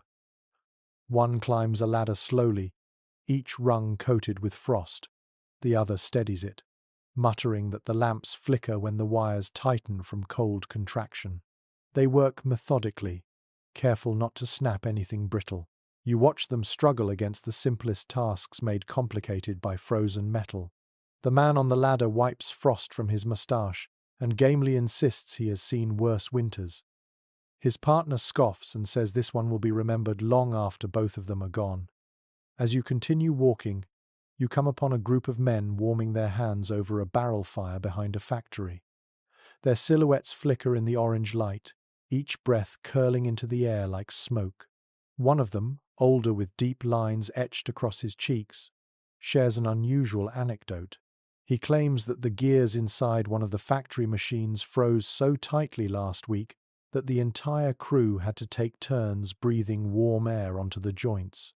They worked until their lips went numb. You laugh softly, unsure whether the story is exaggerated. He grins and says truth is often stranger than fiction during a winter like this. You follow the men back toward the factory where the shift whistle pierces the night. Workers flood through the gates, their motions slow, shoulders hunched. Some clutch lunch pails, others carry tools wrapped in rags to keep them from snapping. The cold turns even the simple act of walking home into an endurance test. You drift alongside them for a while, hearing snippets of conversation. Stories of frozen pipes at home, of mornings spent warming tools on stovetops, of mittens patched over and over because new ones are too costly. The men joke and grumble in equal measure, bound together by the shared strain of laboring against the cold. And as you watch them disappear into the snowy dark, you feel the weight of a simple truth. Work does not pause for winter. It adapts, it grinds, it endures. The season will demand even more from bodies already tired, and the cold will seep deeper still into every routine and every breath. You walk away from the factory gates, letting the crowd of workers disperse into the night. Their footsteps fade slowly, until the only sound left is the soft hiss of falling snow. You notice how the cold creeps under your collar, sharper now, as though it has learned your weak spots. Ahead, The lights of a small clinic glow faintly. The door opens and closes in quick bursts, releasing flashes of warm air mixed with the scent of disinfectant and damp wool. You follow the path to the entrance, drawn by a steady rhythm of coughing inside. As you step into the clinic, a nurse hurries past carrying a stack of blankets. Her cheeks flush from the sudden warmth, her breath shallow with fatigue. She gestures for you to move aside so a man with frostbitten hands can shuffle to a cot. The room is crowded, full of people wrapped in scarves, coats, and quilts. Some sit slouched in wooden chairs, heads resting on chests. Others lie under thin blankets, breathing through chapped lips. According to hospital logs from the winter of 1936, clinics across multiple states saw patient numbers surge dramatically as temperatures dropped and cases of pneumonia, frostbite, and respiratory infections soared. A doctor approaches with a clipboard, pushing his cracked spectacles up the bridge of his nose. His voice is low and rasped from hours of speaking. He looks at you briefly before turning to the man on the cot. The patient holds out his hands, fingers swollen and discolored. The doctor unwraps cloth strips from around them and mutters gently, a mixture of sympathy and routine. The man explains that he works on the rail lines and spent too long outdoors during a failed repair. The doctor applies warm compresses, careful and precise, the kind of motion repeated dozens of times each day. Another nurse joins him, holding a tin cup filled with steaming broth. She whispers that warm fluids help, even if only to ease the shivers. She pauses to tell you quietly that medical supplies have been slow to arrive because some shipments froze on the way. You hear the concern in her voice, though she masks it with practiced calm. Through scattered health reports from the mid-1930s, it is clear that cold weather stalled not just lives but also medicine, delaying the delivery of everything from bandages to penicillin's early precursors. Across the room, a mother cradles her coughing child, pressing a damp cloth to the girl's forehead. The child's eyes half open as she breathes in short, shallow pulls. The mother strokes her hair, whispering assurances she may not fully believe. Another nurse kneels beside them, opening a small vial of camphorated oil. She rubs it onto the girl's chest, explaining softly that it may help ease her breathing. The mother nods gratefully, though her eyes reveal her worry. Nearby, an elderly man sits upright on a bench, wrapped in a large coat. His whiskers are stiff with frost. He clears his throat and explains to you that he walked several miles because his pipes burst and his house grew too cold for rest. He clutches a worn handkerchief embroidered with initials.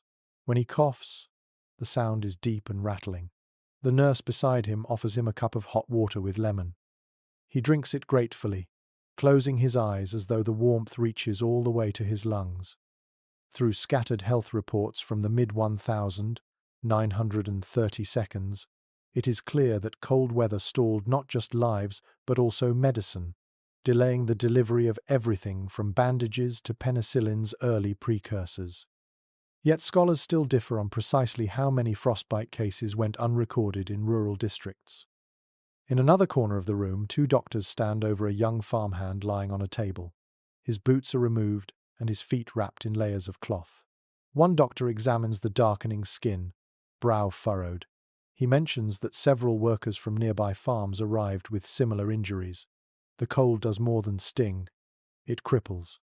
Academic studies from the era reference these injuries frequently, noting that farmers and outdoor laborers bore the harshest consequences of prolonged exposure. A volunteer slips into the room carrying a stack of knitted socks. She hands them to the nurses, who distribute them among patients with bare or damaged feet. The volunteer tells you that groups of women meet nightly beside stoves, knitting until their fingers stiffen. They do it because winter punishes those who lack decent footwear. As she hands a pair to a young man with swollen toes, her eyes soften. She leans down and assures him he will be all right. You step toward a quieter area near the back where a nurse tends to a teenage girl coughing behind a privacy screen. The nurse explains that cold air irritates lungs, especially of those already ill. She mentions that some families still believe a cup of onion syrup cures coughs faster than medicine. She shakes her head affectionately, admitting that remedies vary from household to household. One of the doctors glances at you and nods toward a pot of melted snow water simmering on a stove. He explains that they use it to warm the compresses because the clinic has trouble keeping its pipes unfrozen. He chuckles tiredly, insisting that even running water needs luck these days. His humor is dry but kind, the humor of someone trying to stay upright while the world freezes around him. It reminds you of an unusual anecdote. In a few small towns, people warmed silver spoons under lamps and placed them between layers of blankets to soothe chest pains. Whether it worked or not remains uncertain, but ingenuity thrives where supplies fail. The clinic's waiting area grows noisier as more people arrive. A young mother carrying an infant pushes through the door, snow covering her coat. The baby's cry is thin and exhausted. Nurses rush forward, leading her to a seat near the stove. Another man, coughing violently, grips the back of a chair for balance. A teenager limps on frostbitten toes.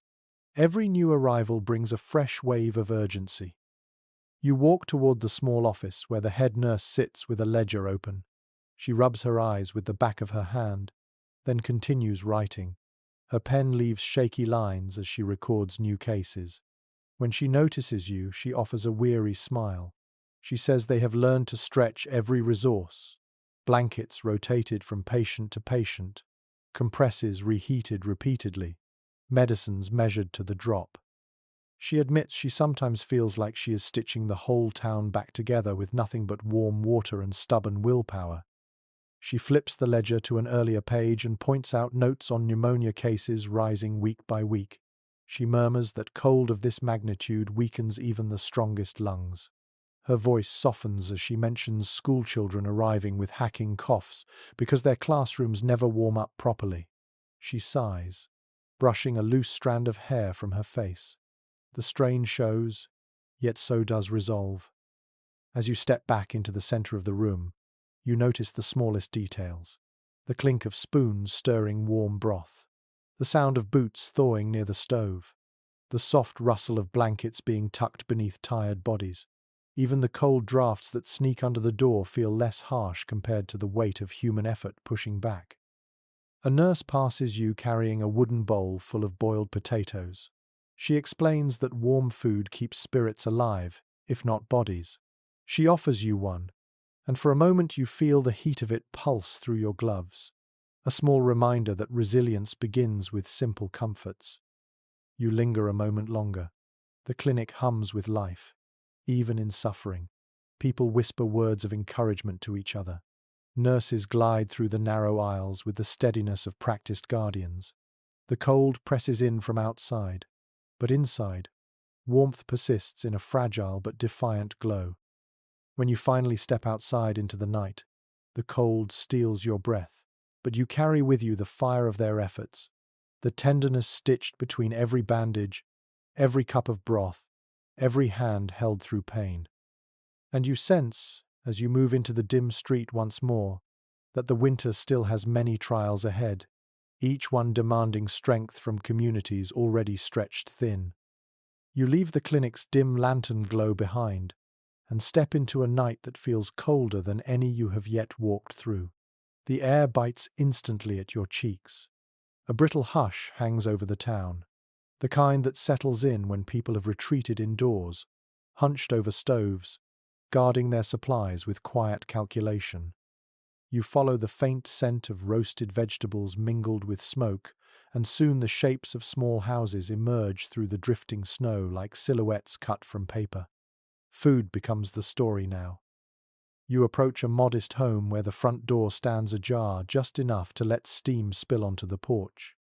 A woman steps outside holding a pot wrapped in a towel, shaking her head in disbelief at the cold.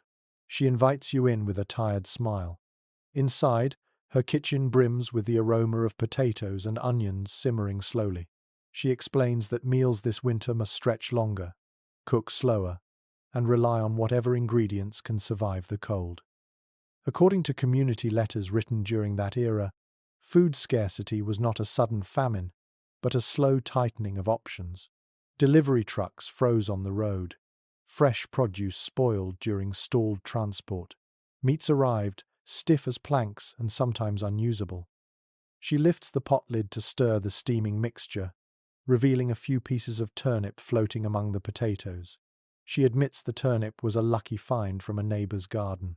Most vegetables perished before the first freeze hit. At the table, her two children wait with bowls cupped in their hands. They perk up when she ladles in the food, their eyes bright despite the cold creeping through the kitchen walls. A soft knock echoes from the back door, and the neighbour who shared the turnip steps inside. He carries a small sack of dried beans. He explains that beans have become the backbone of winter meals. They store well, fill empty bellies, and do not mind the cold as much as other foods. He chuckles, adding that some nights he dreams only of butter, a luxury nearly impossible to find with transport so disrupted. You feel the honesty in his laugh, a mix of longing and hard-earned acceptance. You continue your walk through the kitchen and into the pantry. Shelves sag under jars of pickles, preserves, and canned tomatoes. The woman gestures toward the jars and tells you her family has rationed them carefully since early November.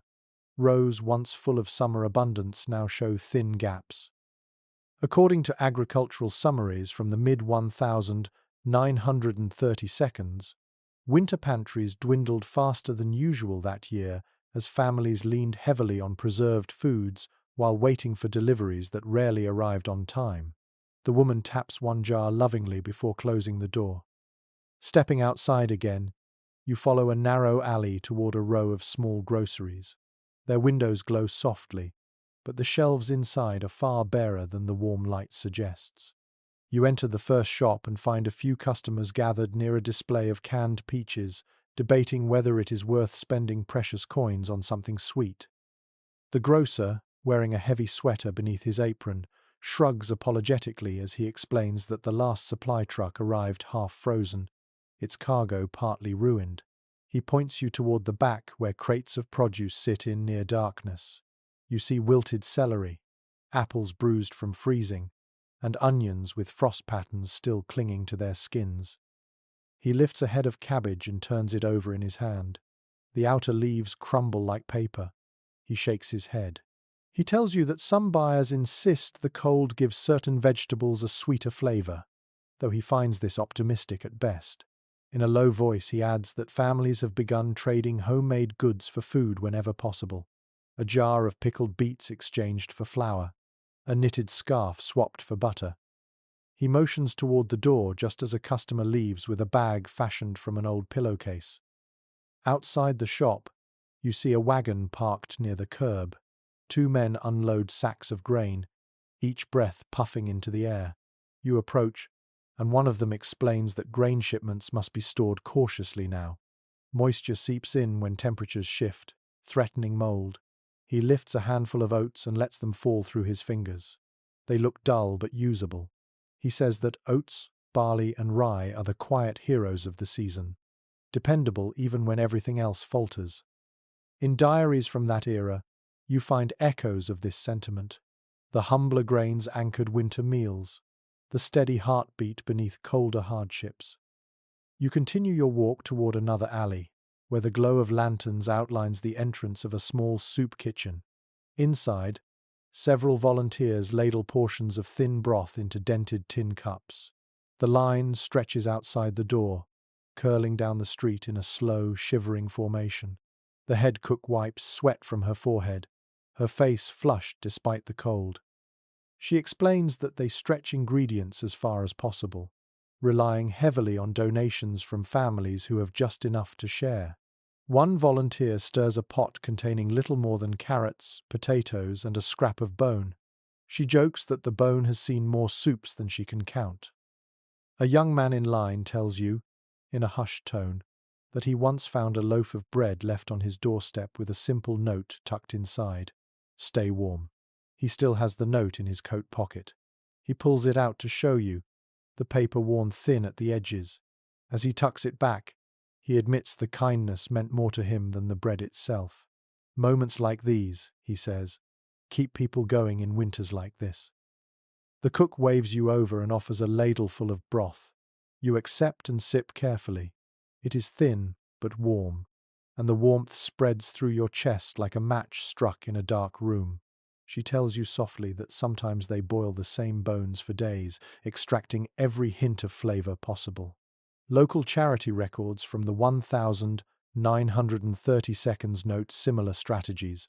Families and soup kitchens alike learn to coax sustenance out of the smallest ingredients. Leaving the kitchen, you walk toward a corner store known for selling staples like sugar and flour. Inside, a clerk sits behind the counter, counting remaining inventory.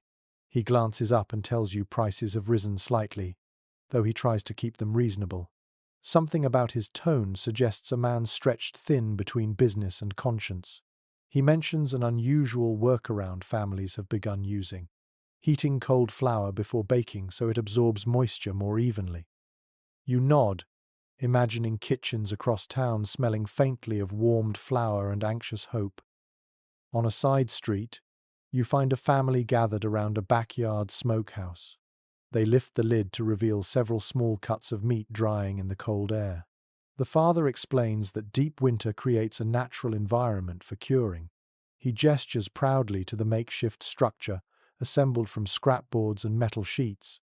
You inhale the rich scent of smoke mixed with frost. According to old culinary notes from the period, families often relied on improvised curing methods when refrigeration faltered or supplies dwindled. Resourcefulness became a second language. A child stands nearby cradling a basket of eggs. She tells you that some mornings the eggs freeze before they reach the kitchen, turning their centers into crystalline orbs that wobble oddly when cracked. She giggles as she recalls how her older brother once bounced a frozen egg across the porch like a rubber ball. The mother nearby shakes her head but smiles anyway, confirming the strange little story. As night deepens, you pass a line of houses where windows glow with faint kitchen light. You catch glimpses of families eating small, simple meals: stews heavy on potatoes, bread softened in warm broth, apples sliced thinly to share across many plates. You see a man peeling his last onion slowly, savoring the aroma. You see a woman dividing a jar of preserved peaches among 3 children, saving the final spoonful for herself only after the others finish. There is a quiet choreography to these scenes: food prepared with focus, meals stretched with imagination, supplies guarded yet shared when needed, hunger avoided through vigilance rather than abundance. And as you turn toward the next street, hearing the low rumble of a distant storm building on the horizon, you understand that nourishment during this winter is not measured only in calories. It is measured in patience, cooperation, gratitude, and the stubborn refusal to let the cold silence the rituals that keep families alive. You step away from the warm kitchens and dim lanterns of the neighborhood and wander toward the outskirts of town, where houses thin into long stretches of open land. A vast quiet settles here, a silence so deep and crisp it feels almost sacred. Snow lies unbroken across the fields, and the cold sharpens the world into shapes both beautiful and forbidding. As you breathe in, the air stings the inside of your nose. You realize you are entering the realm of winter itself, a place where nature reveals both its frailty and its force. Ahead, a stand of bare trees rises from the snow like dark ribs. Their branches gleam under frost, each one coated in a layer so delicate it looks painted on by an invisible hand. You touch a nearby branch lightly.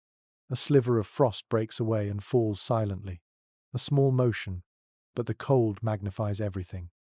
According to regional forestry notes from the late 1930 seconds, unusually low temperatures that year caused significant damage to younger trees, freezing sap solid and cracking bark along trunks that had never known such extremes.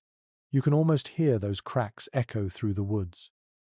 As you walk deeper into the grove, you spot a fox padding across the snow. Its coat fluffs thick and pale in the dim light, and its paws leave perfect oval prints behind. It pauses to stare at you, steam rising from its breath. The fox tilts its head, curious, unafraid, perhaps as surprised to see you as you are to see it. Then, with a flick of its tail, it melts into the trees.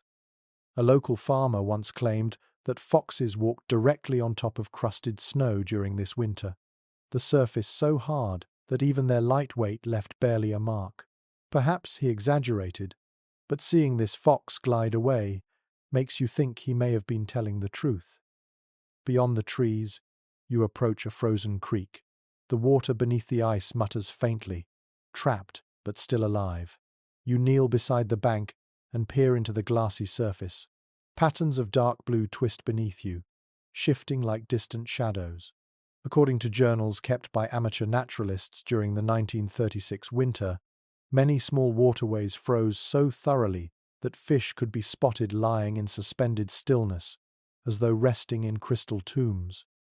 A few entries mention concerns about long-term ecological effects, though not all observers agreed on how widespread the damage truly was. You stand and follow the creek toward open farmland. Snow covers the fields in deep, silent layers. A few stalks of dead corn protrude from the white expanse like brittle bones. The wind brushes across the field, sculpting gentle waves and ridges in the powder. Somewhere in the distance, you hear the faint call of a crow. It sounds tired, the way everyone and everything seems tired this winter. Near the edge of the field, you stumble upon something unexpected. A cluster of cattails, frozen solid, each one transformed into a pale, rigid rod. A child who lives nearby once told you that if you cracked one open during a freeze like this, the fluff inside would burst out in a ghostly puff. She demonstrated last week by breaking one dramatically over her knee. Sure enough, the frozen fluff erupted in a shimmering cloud. The memory makes you smile now as you watch icicles hanging from the stalks like glass tassels. Farther along, you climb a small rise and gaze across a wide stretch of countryside. The landscape glows faintly under the pale sky.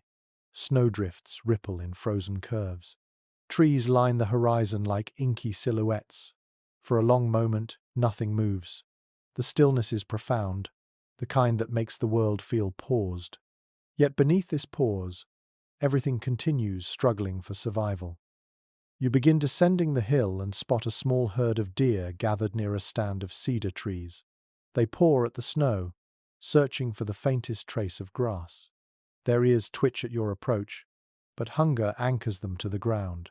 A few step cautiously to the side, maintaining distance. Farm families recorded similar sightings that winter, noting how deer, rabbits, and even wild birds ventured closer to barns and sheds than usual in search of food. Some farmers left scraps of grain or hay out of sympathy. Others worried about attracting predators. The winter blurred boundaries between wild and domestic, making neighbors of creatures that seldom crossed paths. A hawk circles overhead, wings extended stiffly. You watch it glide in slow loops as though testing the air for movement below. It seems to hover, scanning the field with patience sharpened by need. You sense the delicate balance of survival at play. The cold has humbled everything, from the smallest sparrow to this lone hunter. A gust of wind nudges the hawk sideways, sending it drifting toward the tree line. You continue your walk, noticing how the cold air carries every sound differently. Twigs snap with startling clarity. Snow squeaks beneath your boots in high-pitched crunches. The wind sighs through hollow branches in long, wavering tones.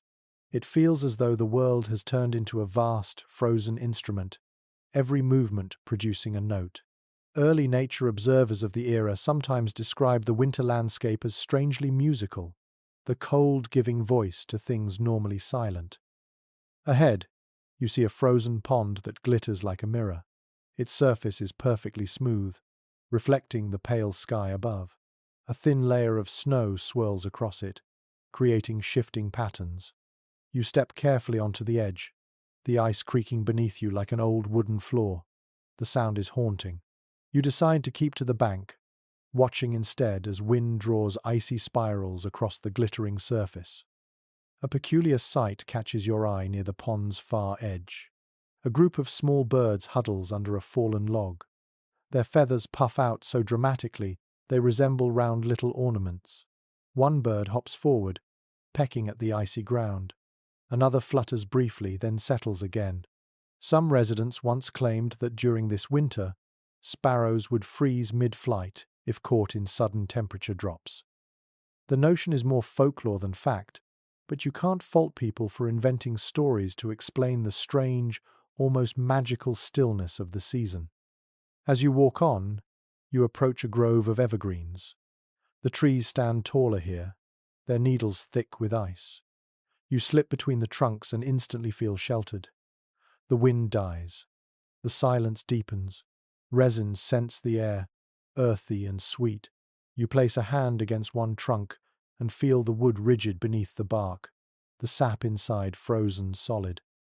Some scientific notes from the decade mention that prolonged cold caused certain tree species to form unusual internal patterns, as though winter sculpted them from within. You imagine these trees carrying the memory of this season for decades.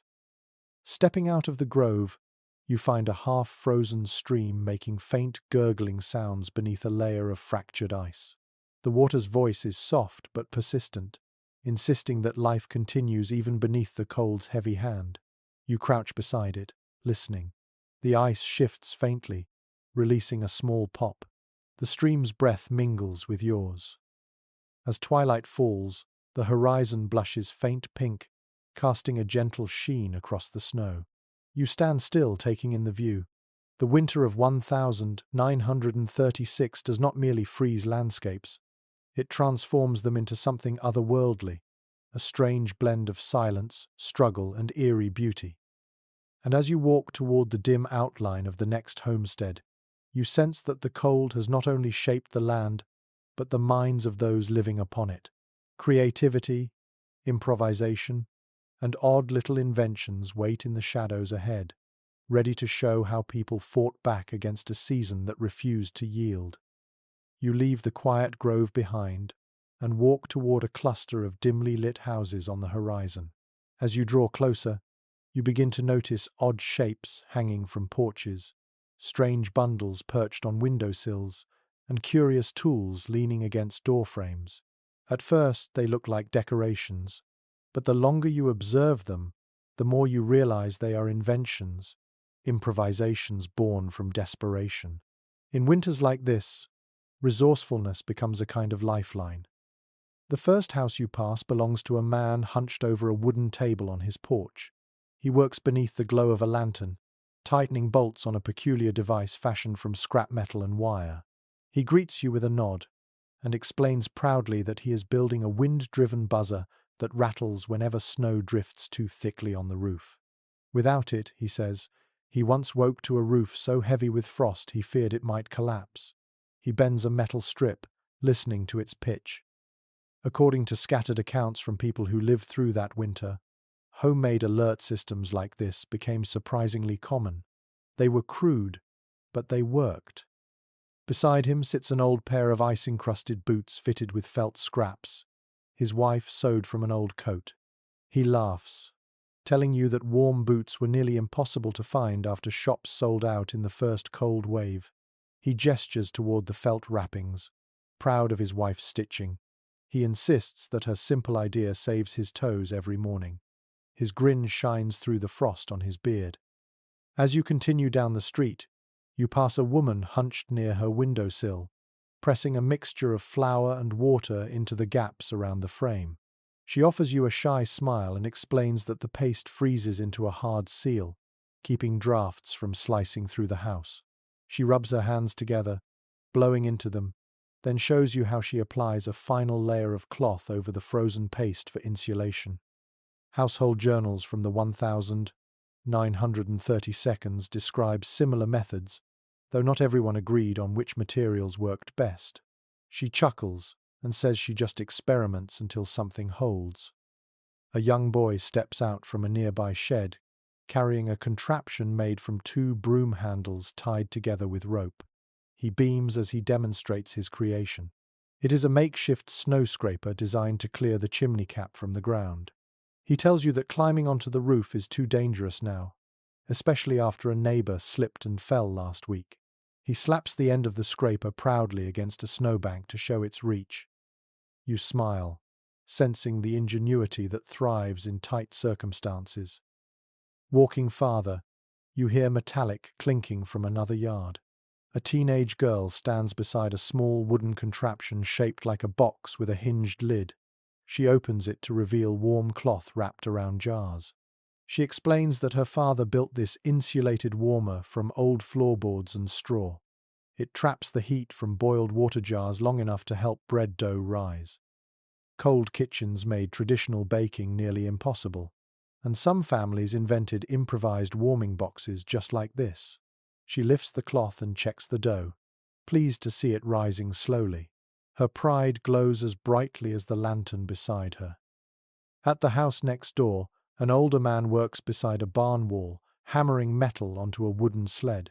Sparks hiss in the cold air. He wipes his brow and explains he is building a reinforced pull sled to transport water buckets when the pump handle freezes. He pauses to rub his hands near a candle stub set on a brick.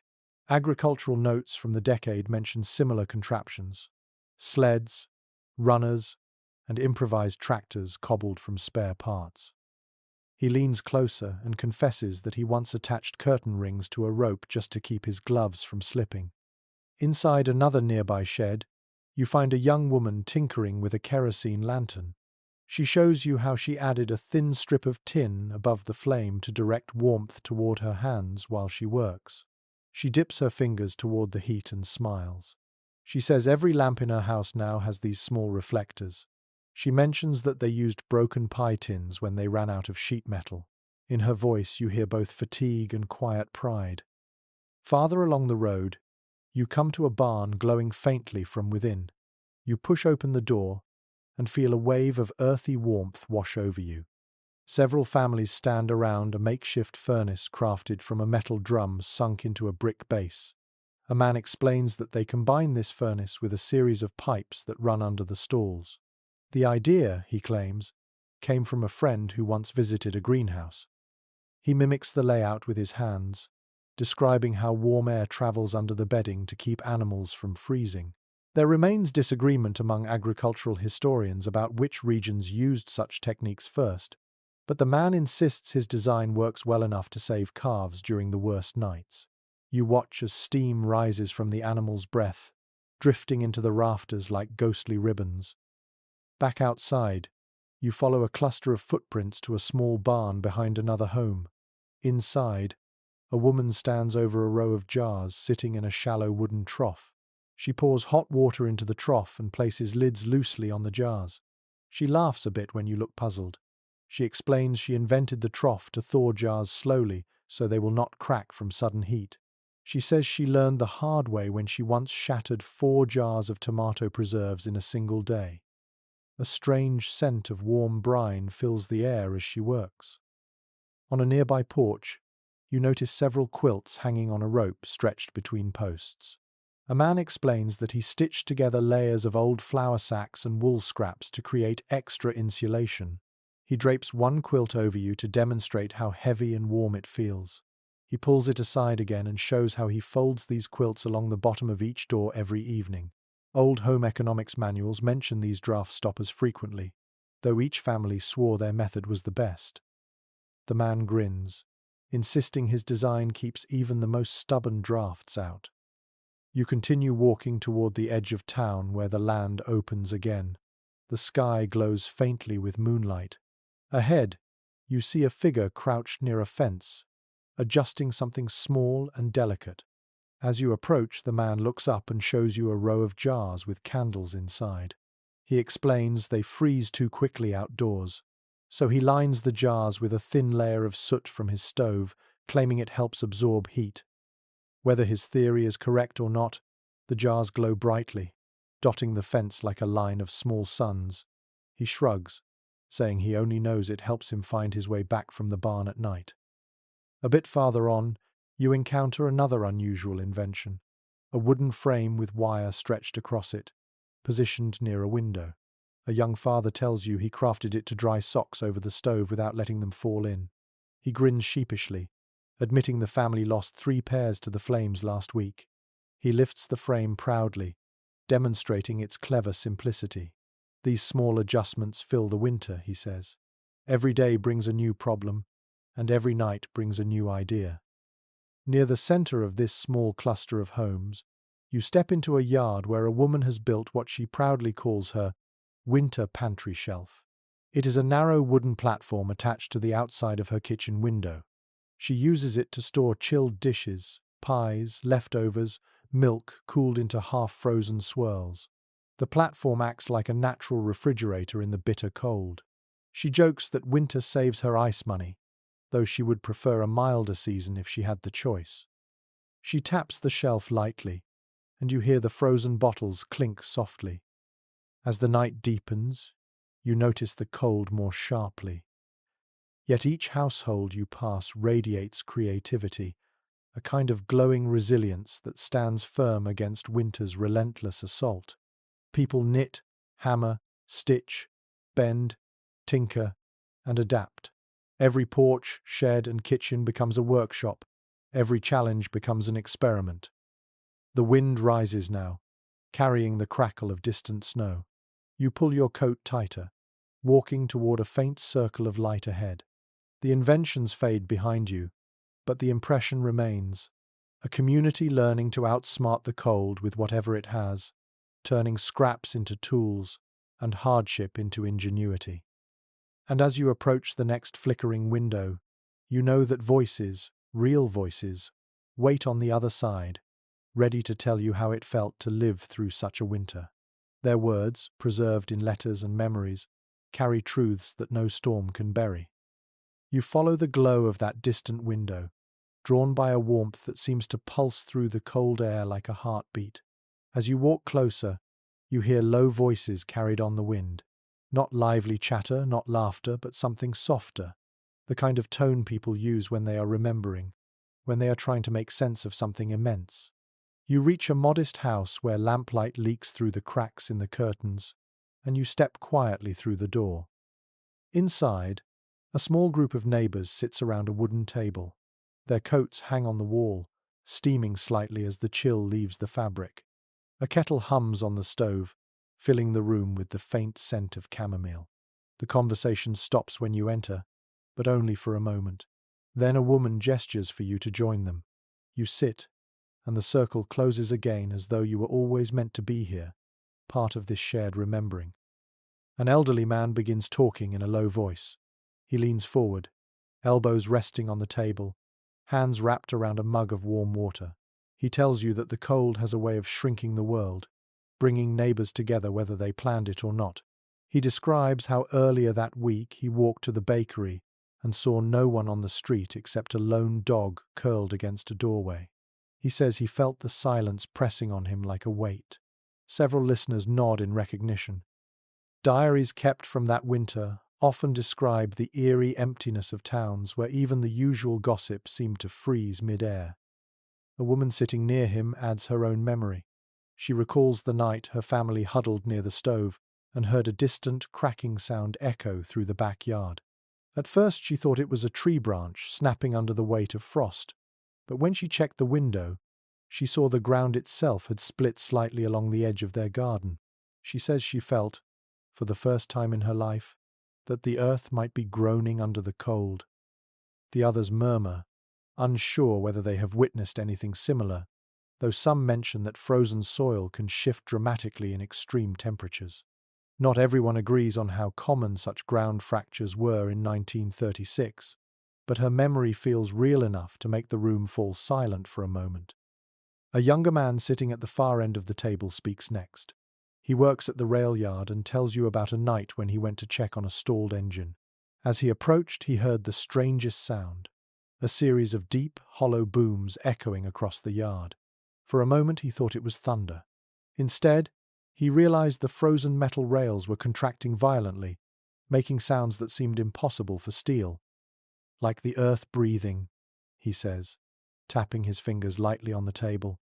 Some railroad workers from that era wrote similar descriptions in their notebooks, calling the noise iron thunder. Scholars still discuss whether the phenomenon was common or rare, though no one disputes how haunting it could sound. Someone passes you a cup of warm tea. The steam rises gently, blurring the faces around you for a moment. A soft voice emerges from the group, a grandmother with silver hair tucked under a dark scarf. She speaks of nights when the cold pressed so deeply into the house that she could hear the furniture creak, as if sighing in its sleep.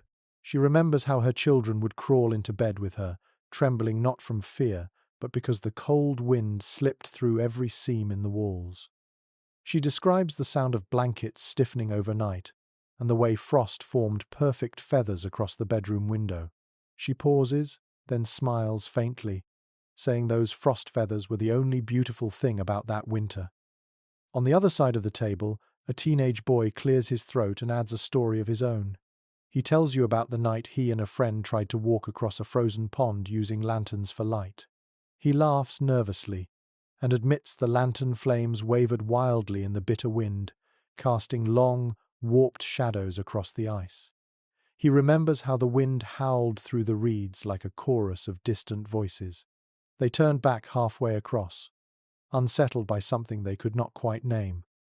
Local folklore from that decade includes similar tales of strange winter sounds carrying across frozen fields, stories half believed and half feared, shaped by the long dark nights of January. The kettle on the stove whistles softly. A woman rises to pour more hot water into mugs. Her hands tremble slightly, not from age but from fatigue. She tells you that during the worst weeks, time felt slow and heavy. She says they measured days not by the sun, but by the cycle of refilling the stove, boiling water, thawing jars. She recalls how the wind outside made small moaning noises that seeped into the house. Someone across the room says they used to stuff scraps of wool into the keyholes because the wind whistled through them like a flute. A man near the window, wrapped in a quilt, says he still remembers the sound of horses struggling to move through the drifts. He describes how their hooves crunched on the snow with a hollow, echoing quality he'd never heard before. He closes his eyes, recounting how he once woke to the sound of a lone horse neighing somewhere in the dark, and how the sound seemed to carry endlessly across the frozen fields. His voice grows quiet, as though he can still hear it now. Another neighbor, older and soft-spoken, describes something stranger. She claims that one night she stepped outside to check the firewood stack and saw a faint glow drifting across the snow. She insists it hovered, as though a lantern floated well above the ground. She thought she saw a figure holding it, but the shape vanished when she blinked. She swears the glow remained for several moments, shifting gently before disappearing into the wind. The room grows still as she speaks. Some listeners exchange looks, unsure what to make of her tale. Memories like this appear occasionally in letters from rural families, strange lights or shapes glimpsed in the cold, likely tricks of moonlight or blowing snow, though interpretations vary. She merely shrugs and says she does not expect anyone to believe her, but she knows what she saw. A young mother holding an infant sits forward and adds her experience. She talks about hearing the soft thumping of snow sliding off roofs, sometimes in the middle of the night. At first, she mistook the sound for footsteps. She says that in the dark, even normal winter noises seem amplified and mysterious. You nod, knowing how easily the mind fills silence with meaning. The group continues sharing. Stories ripple across the table like warm currents in a cold room. Some are humorous. A man chuckles remembering the time his dog refused to step outside because the snow burned its paws. Some are sad. A woman recalls a neighbor falling ill and the quiet anxiety that haunted the block. Some are simply strange. Another man describes finding icicles formed diagonally after a night of peculiar winds. You listen to each voice, noticing how memory softens the sharp edges of hardship, but preserves the odd, intimate details. The sounds, the sights, the quiet fears that settle into a house when the world outside turns white and still. Finally, the elderly man who began the conversation speaks again. He taps his mug, thinking. When he looks up, his eyes reflect both weariness and pride. He says the cold taught them something simple, that people could endure more than they believed, especially when they endured together. The room falls quiet. Even the kettle seems to settle into a softer hum. After a long pause, The grandmother with the silver hair smiles at you and says gently that memories behave like winter winds. They drift, they echo, and they return when least expected. You stand to leave, and the group murmurs warm farewells. As you step back into the night, the cold grips you again, sharp and immediate, but you carry their voices with you, a small fire against the vast dark. And as you move toward the faint glow of the next streetlight, you sense the storm is shifting again. Winds are rising. Something harsher waits ahead, testing not just bodies or routines, but entire communities. You walk away from the warm circle of storytellers and step into a night that has grown sharper, its coldness cutting inward like a slow, deliberate blade. The wind lifts in long, mournful currents, stirring fine snow across the ground in restless swirls. As you move deeper into the dark, you notice something subtle shift in the world around you. The snow begins to hiss softly against the earth. The wind changes pitch. Somewhere in the distance, a branch snaps like a gunshot. You stop. Your breath hangs in front of you, suspended. The storm is no longer building. The storm has arrived. You continue forward, the wind pushing hard against your back. Street lamps glow like distant stars swallowed by drifting white. You hear a faint metallic rattle and spot two men boarding up a window on a corner house. They work quickly, hands trembling as they drive nails through thin slats of wood. One shouts over the roar of wind that the gusts nearly tore the shutters off earlier. According to several weather summaries written in the aftermath of the 1936 winter, sudden gusts during cold waves were strong enough to split tree limbs and bend metal signs. The man gestures toward a warped sign, now leaning crookedly near the road. He glares at it as though personally insulted. You keep walking, snow swirling around your boots like smoke. Ahead, you see faint lanterns bobbing near a long porch. A group of neighbors clusters there, trying to lash a tarp across the doorway to block the draft that blasts straight from the street into their kitchen. The tarp snaps violently in the wind. A woman yells for someone to pull tighter. A man braces his shoulder against the porch post. As they work, you hear them muttering about the last time a gust like this hit, how it blew snow clean through the cracks beneath their door. They confess it felt like the whole house exhaled cold air for an hour afterward. You continue until you reach an open lot where wind slashes across your coat. Snow swirls so thickly you can barely see the ground beneath your feet. In the distance, a power line hums with a high, wavering tone. You stare upward and see it bowing slightly under its icy weight. A utility worker approaches with a tool bag slung over his shoulder. He looks up, squinting against the icy blast, and mutters that lines like these often freeze so hard the insulation stiffens like armor. He taps the pole with his gloved knuckles and says the wind sometimes forces the wires to vibrate in eerie tones. Field notes from utility crews during this winter describe these hums and whistles vividly. Some workers likened them to the droning sound of distant horns. The man near you nods grimly, claiming he once heard a wire sing loud enough to wake half the block. A few steps farther, you find a mother and her teenage son dragging burlap sacks filled with sand toward their front steps. They spread the sand across the walkway, creating a gritty path. The son tells you the last storm iced over their entire porch, turning it into a tilted skating rink. His mother nods, adding that she once slid the full length of the porch with a loaf of bread under her arm and refused to let go of it even while falling. She laughs now, but there's a tremor beneath the humor, as though the memory still stings. A sudden blast of wind nearly knocks you sideways. You brace yourself against a mailbox, feet sliding slightly on the snow-crusted ground. Two children dash past, clutching a battered sheet they're trying to use as a windbreak for the chicken coop. You follow them and see the coop rattling violently, small feathers drifting through the air like pale confetti. Their father arrives moments later, wrestling the sheet into place and securing it with rope. He tells you he once lost half his flock during a cold snap when wind tore open the coop door. He mutters that this winter feels even more unpredictable. There remains disagreement among local historians about how often livestock shelters failed during this season.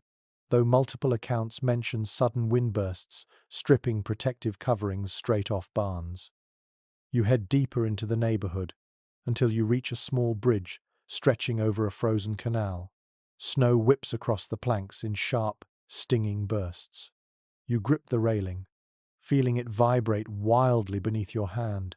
Two people struggle toward you, pulling a wooden sled loaded with firewood. The wind pushes against them so hard they lean forward like weary travelers climbing a steep mountain. The man in front shouts that they tried to make this trip earlier in the day, but the cold grew so severe their breath froze against their scarves in thick layers. He raises his scarf to show you the stiff band of ice still clinging to it. You push forward and reach a small cluster of houses where several families huddle together outside one porch. They are frantically trying to dig out a doorway buried by drifting snow. Shovels clang against the packed white mound. A woman shouts encouragement. A man curses softly under his breath when his shovel bends from the pressure. A child stands nearby, clutching a lantern, its flame trembling wildly inside the glass. Someone tells you the drifts piled up in less than an hour. A few steps farther, you find a mother and her teenage son dragging burlap sacks filled with sand toward their front steps. They spread the sand across the walkway, creating a gritty path. The son tells you the last storm iced over their entire porch, turning it into a tilted skating rink. His mother nods, adding that she once slid the full length of the porch with a loaf of bread under her arm, and refused to let go of it even while falling. A little farther on, you notice a shed door banging open and shut. A man rushes to secure it, gripping the handle with knuckles gone white from cold. He slams it shut and wedges a piece of firewood against the bottom. When he turns, he tells you he once lost an entire stack of kindling because the wind scattered it like leaves across the yard. He points toward the dark shapes of his tools half buried in drifting snow.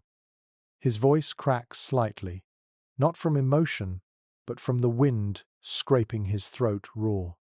A sudden howl rises through the night, so deep and resonant you mistake it for an animal at first. But then you realize it is the wind itself, funneling through a narrow alley between houses.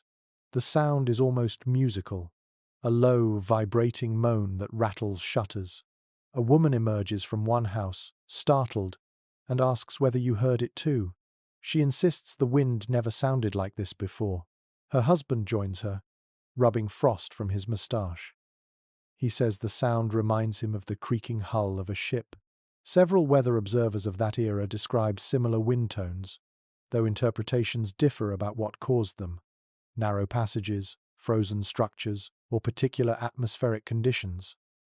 As you continue down the street, the snow thickens into a nearly solid wall of white. You can barely make out the next house. The storm surrounds you, pressing inward with icy insistence. A lantern swings from a pole, its light flailing wildly in the gusts. You push forward, feeling the cold seep through your coat in thin, needle-like threads. Then, through the storm, you see a faint shape waving at you. You move closer and find an older woman clutching a shovel. She points toward her roof, where snow has piled dangerously high. She explains she cannot reach the eaves alone. Before you can answer, two neighbors appear behind you, drawn by her voice. Together they guide her back inside, promising to clear the roof at first light. Their voices mingle with the storm, warm threads woven through icy noise. You glance back as you continue on your way. The wind roars, snow curls upward in ghost-like columns, chimneys shudder, frost forms spiderwebs across windows in mere moments.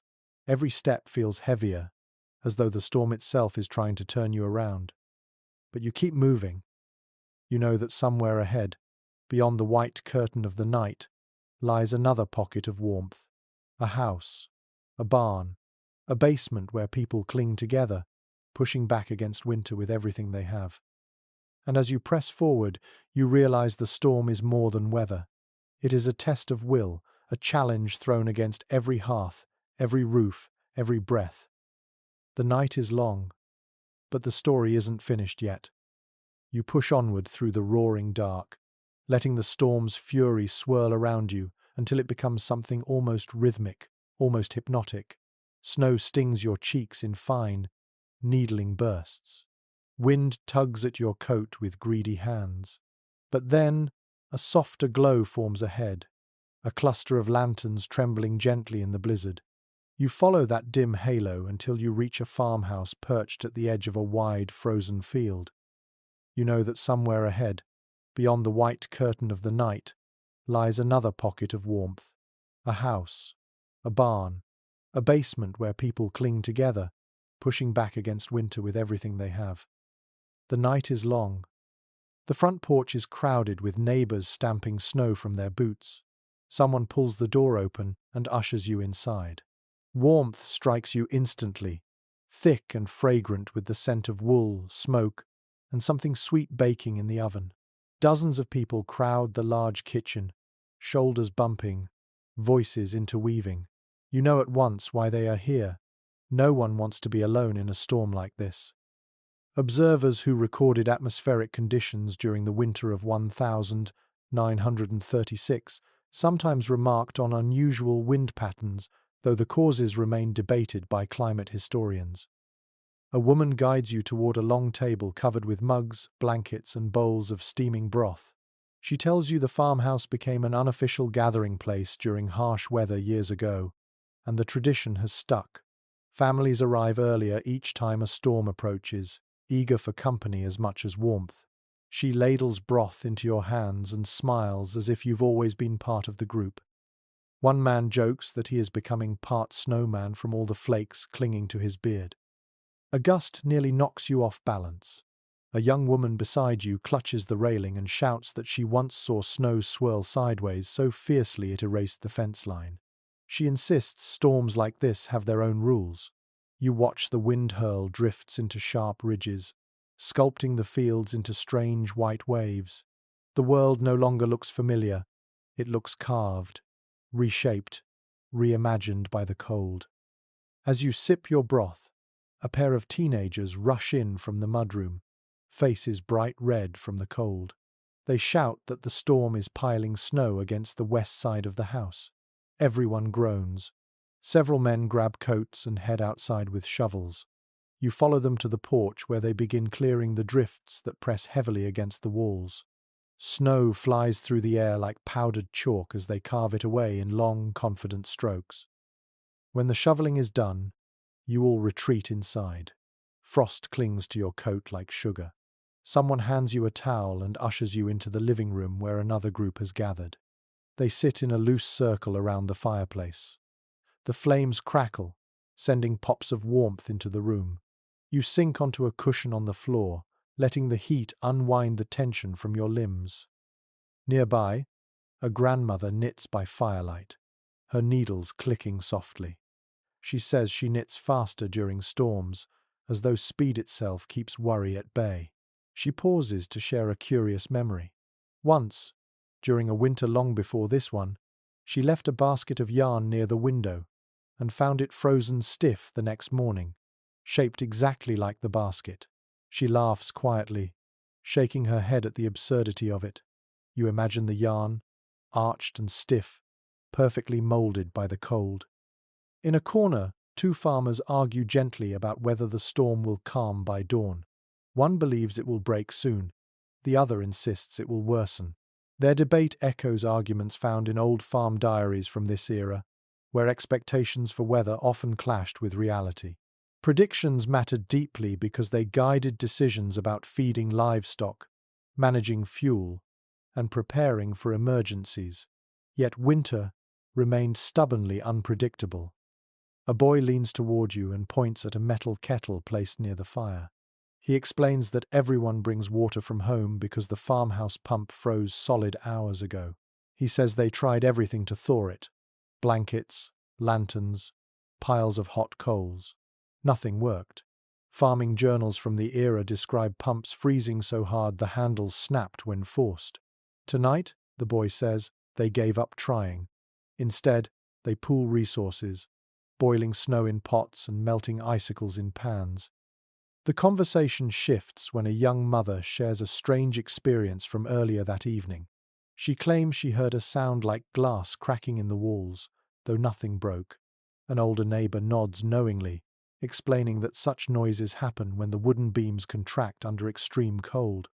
He leans closer and tells you that in the worst winters, houses themselves seem to groan in protest, as though alive.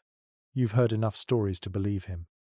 Someone announces that the wind has knocked over a lantern on the shed outside.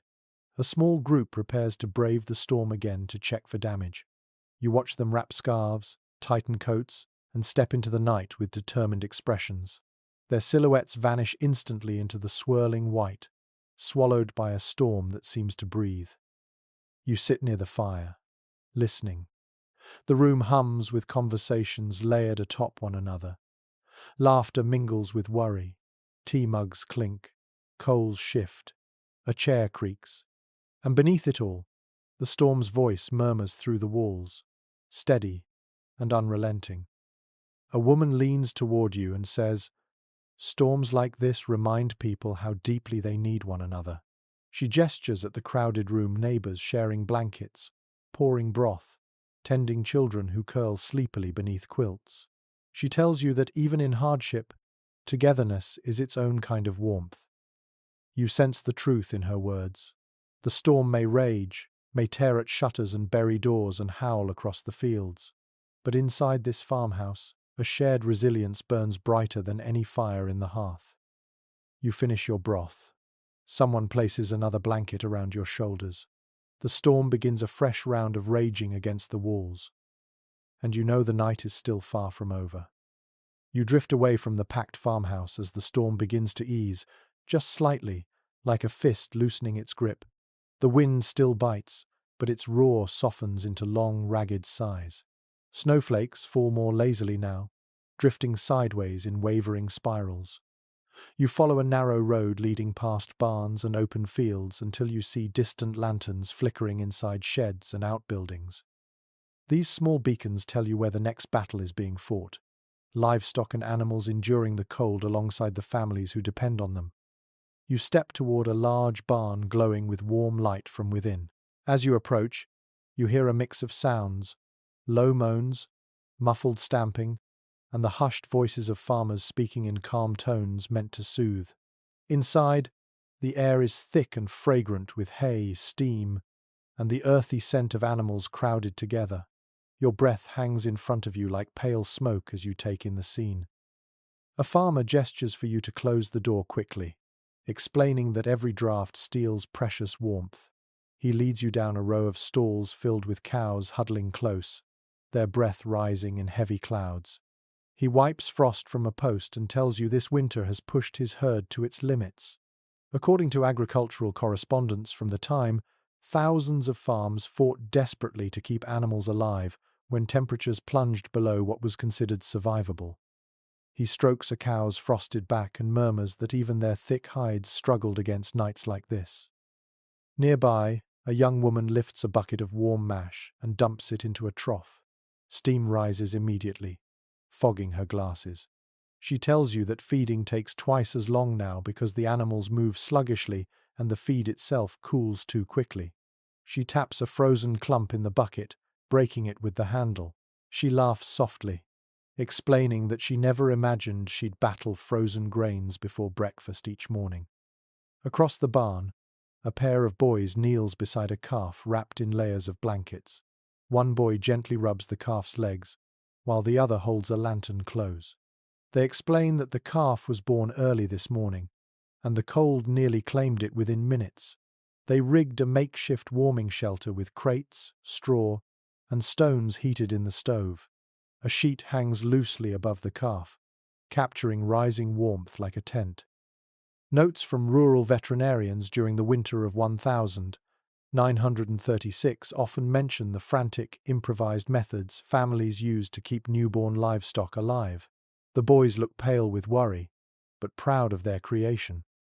In a corner stall, goats huddle together, horns knocking occasionally.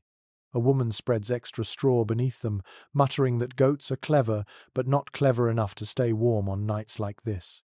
She tells you a quirky detail.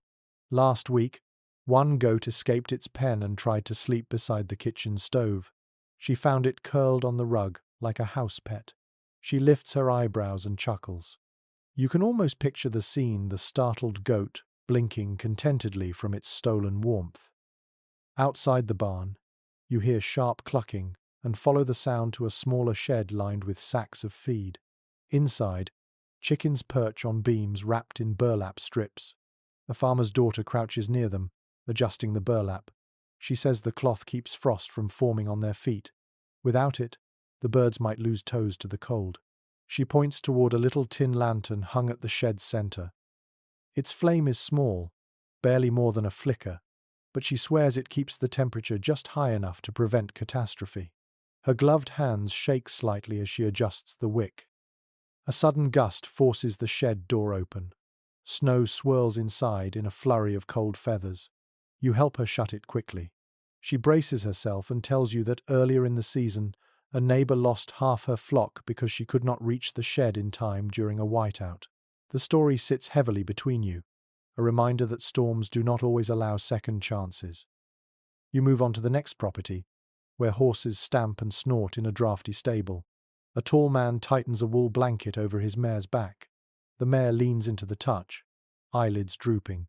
The man explains that the wind hits this side of the property harder than anywhere else.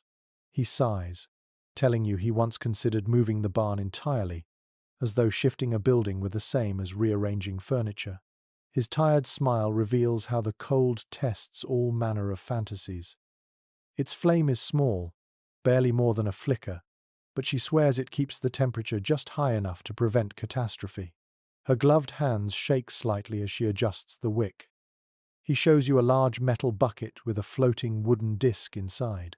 He presses lightly on the disc, demonstrating how it prevents the surface water from freezing solid. You feel the faint warmth left from where a heated brick had been placed beneath the bucket earlier. Farmers during this winter often used heated stones, embers, or insulated lids to keep water sources usable. The man shrugs, saying it is a constant battle but better than smashing frozen buckets every morning. Next, you approach a cluster of small huts arranged behind a family home.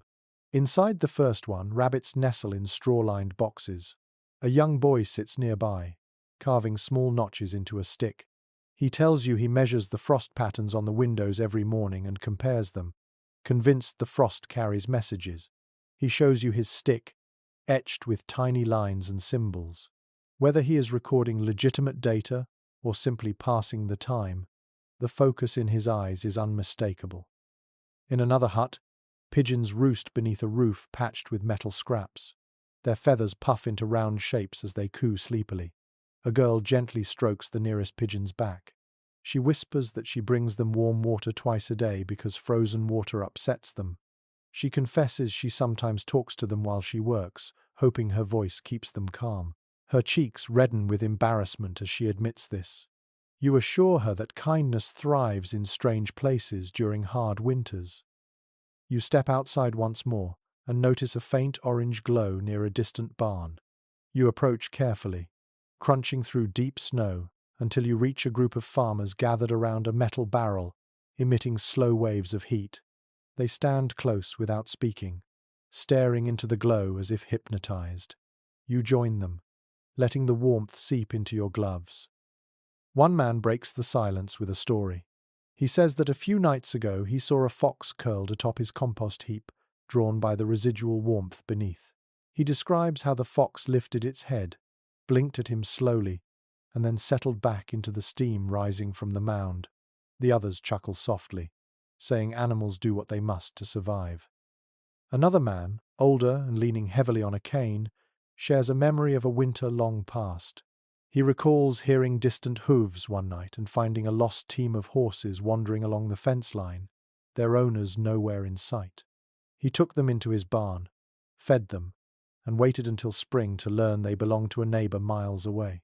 He pats the cane against the snow and says winter teaches patience more effectively than any sermon. The group falls quiet again, mesmerized by the barrel's glow. The storm has not ended, but its rage has softened. Snow continues to fall, but it feels more like a gentle insistence than an outright threat. As you step away, You look across the dark fields where small barns and sheds glow like tiny islands of warmth in a vast frozen sea. Every structure shelters something precious, an animal, a livelihood, a piece of hope. And you know as you move toward the next cluster of lights that tomorrow will bring its own challenges, its own solutions, its own stories. But for now, warmth gathers in small pockets across the night, holding fast against the cold. You leave the last barn behind and follow a narrow path lit by wavering lanterns placed at uneven intervals. The storm has settled into a steady whisper now, soft enough for you to hear the creak of nearby windmills and the faint clatter of loose siding on old sheds. Ahead lies the quietest part of your journey, the scattered homes where families, wrapped in blankets and stubborn resolve, fight the cold in their own private ways.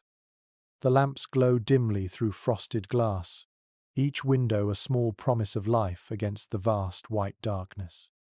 You step toward the first house and notice how the snowdrifts curl around the foundation like sleeping creatures. The front door opens before you knock. A man with deep lines etched across his face waves you inside. His breath forms a pale cloud in the air. He leads you through a narrow hallway into a kitchen where his wife sits by the stove, darning wool socks with nimble fingers.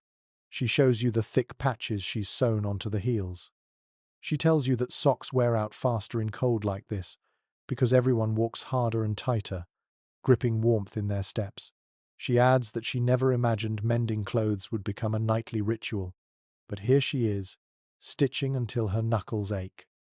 The man pulls up a chair beside you and mentions a curious practice his father taught him. He says they warm small stones in the oven, wrap them in cloth, and place them at the foot of the bed. He admits the stones sometimes crack with a sharp pop, startling them awake. But the warmth remains long enough to make the blankets feel alive. Historical notes written by families across the Midwest mention similar traditions, though people differed on which stones held heat best. Granite, some claimed. Marble, said others. He shrugs, insisting whatever stone you have on hand becomes the right choice in a winter like this. The couple invites you to sip warm milk sweetened with a spoonful of molasses. The warmth curls through your chest as they describe how the children sleep in the same room now, 3 beds pushed together beneath layers of quilts. You imagine their small forms buried under mountains of fabric, breathing gently in the dim glow of a lantern set safely on a wooden crate. You thank them and continue down the snowy path. The next house you visit belongs to a young couple with a baby. The mother rocks the child near the stove, humming softly. She tells you she's sewing tiny cloth bags filled with dried beans, warming them and tucking them around the crib to keep the baby cozy. She admits she learned the trick from her grandmother, who insisted that warmth, not swaddling, keeps fear from settling into a child's bones. She lifts one of the bags for you to feel. It radiates a gentle heat that feels tender, almost loving. The father stands by the frost-covered window, carving small notches into the wooden frame. He explains that he measures how much the ice creeps inward each night. He points to the highest notch and says one evening the frost reached nearly halfway across the glass. He speaks of it with the same awe someone else might use to describe a sunrise. You sense the cold has redefined wonder itself here. Outside again, you wander toward a house with a slow flicker of light coming from the upstairs window. As you approach, you hear muffled conversation. A teenager opens the door, cheeks flushed with warmth. She leads you upstairs to a small room where her siblings sit on the floor, playing a slow-moving game of marbles. But these marbles aren't ordinary, they're small knobs of ice they rolled outside earlier, now solid as stone. They laugh as they try to flick them across a blanket laid on the floor, the pieces clinking in tiny metallic tones. One boy tells you that they sometimes freeze soap bubbles, watching them fall as delicate shells that shatter with the slightest touch. Such odd little experiments appear in letters written during this winter, where families found entertainment in nature's peculiar tricks. Downstairs, their mother tends to a row of candles lined along the shelf. She shields the flame of one with her hand as she trims the wick. She explains that the cold creeps toward the flames and dims them unless they stay high and strong. She speaks in almost reverent tones about tending candlelight in a freeze, calling it a daily devotion. She shares a strange memory from the week before. She swears she saw frost forming on the flame itself. Of course, this cannot happen, and she knows it. Still, she insists the illusion was real to her eyes. Others in the room nod, understanding how the cold plays tricks on perception. Continuing down the road, you approach a small, sagging cabin where an elderly couple sits at a table covered with steaming bowls. They invite you in without hesitation. The woman offers a ladle of soup thickened with barley and scraps of ham. She tells you her eyesight has weakened, but she knows when a storm is coming by the way the house settles into the earth. Sometimes, she says, she hears faint tapping sounds along the walls. She suspects it's the wood shrinking, but her husband believes it's something else entirely. He leans toward you and whispers that he sometimes thinks the house speaks to him when the cold grows too harsh. The way he says it is neither silly nor grand, just simple truth, spoken from a tired soul. He motions toward a set of jars lined on the counter, showing you the layers of white frost that formed inside them earlier. They bring the jars to the stove to thaw, and as they warm, you hear faint pops echoing from the lids. He says he never grows used to that sound. According to a few rural memoirs, families noticed this phenomenon during the winter of 1936, though interpretations vary on what exactly caused the jars to behave that way. You linger for a while, listening as the couple exchanges gentle bickering about whether their dog should sleep inside tonight. The dog, curled beneath the table, opens one eye and thumps its tail in quiet triumph. Back outside, you follow a path illuminated by lanterns placed in metal tins along the snowbanks. Each one emits a soft golden halo. You stop beside one tin and see warm wax forming small ripples inside the candle. The owner of the home steps out onto the porch and explains that they've discovered keeping candles outside helps mark safe walking paths at night. She tells you about a peculiar incident earlier this week when one candle burned so coldly that its wax froze before it could pool. She laughs, shaking her head, still unsure how that was possible. At the edge of the neighborhood, you approach a larger home where music floats gently through the frosted door. Inside, a family sits gathered around a piano. They play slowly, fingers stiff but determined. A teenager presses the keys carefully, wincing when one note sounds off. The father tells you the cold affects the tuning so badly they might as well be playing a different instrument each day. Still, he says, music lifts their spirits in ways nothing else can. A few historical accounts mention families who continued nightly music even during deep freezes, calling it their invisible hearth. You watch as the mother hums along, her voice trembling but soft. You sit for a while, absorbing the warmth of their melody. When you stand to leave, the youngest child hands you a small charm shaped from melted candle wax, cooled and carved with a pin. It is crude, little more than a lump shaped into a heart, but the gesture carries an intimacy that transcends the simplicity of the object. Stepping back outside, the storm has nearly vanished. Snow drifts lazily from the sky. Lamps flicker gently in windows behind you. Warmth improvised, stitched together, held tight spills from every doorway. As you follow the road toward the next faint glow in the distance, you sense that something heavier lies ahead. Not the cold itself, but the lasting mark it leaves. People endure storms in the moment, but memory, pride, scars and lessons linger long after the snow has melted. And you know the night still has stories waiting for you. Stories shaped not by wind or frost, but by the strength people discover once winter has tested them completely. You follow the softened snow path until the wind fades into a faint murmur behind you. Lantern light flickers in the distance, marking the next cluster of homes. The storm may have quieted, but the cold remains, settling into the land with a kind of stubborn permanence. As you draw closer, you realize something subtle has shifted. The people you find here do not move with the frantic urgency of survival anymore. Instead, they carry a different weight. the slow realization that the winter has changed them in ways they will not immediately understand. You step into a neighborhood where several families stand outside, brushing snow from steps and roofs under the pale glow of early morning. The sky is a muted grey, the kind that makes shadows look washed and thin. A man scraping frost from his window waves you over and chuckles that the cold has reshaped his daily routines so thoroughly he no longer remembers what warm mornings feel like. He gestures toward the frost-coated glass and points out faint rings forming at the edges. He says he once read that old-time sailors believed rings of frost foretold breaks in the weather.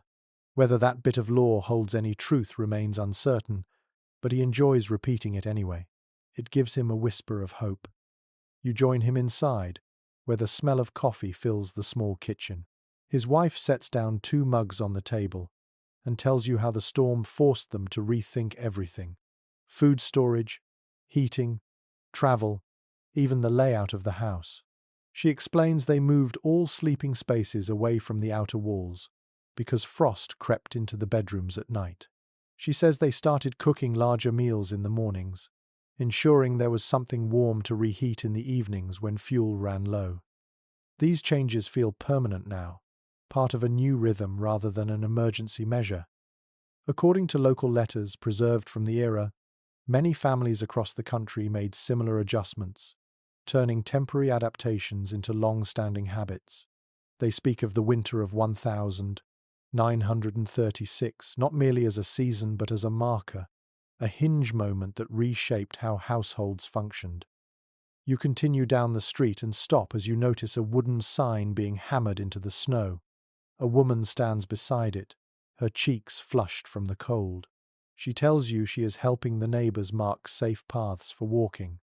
After weeks of drifting snow burying landmarks, people wanted more certainty. She explains that these markers will remain long after the thaw, to remind them where the ground dips or where hidden stones lie beneath the surface. She laughs softly, saying that winter made everyone far more cautious than they used to be. The next house you approach belongs to a widower, stacking bundles of firewood with deliberate care. He tells you he began preparing fuel much earlier this year, far earlier than habit dictated. He explains he now splits wood in smaller pieces, so it ignites faster, stretches farther, and wastes less heat. He chuckles and says he learned this trick from a traveling salesman years ago but only now understands its value. His voice lifts with a mix of pride and reflection as he says the winter taught him discipline he never expected to need. He pauses, then leans on his axe handle and shares a curious detail. Many in the neighborhood claim they can smell a change in the air when the cold begins to retreat, as though the scent of soil rises faintly through the frost. Some dismiss the idea as imagination, while others swear by it. Farmers, in particular, insist the earth speaks long before it reveals anything visibly. The man shakes his head, uncertain which explanation he prefers.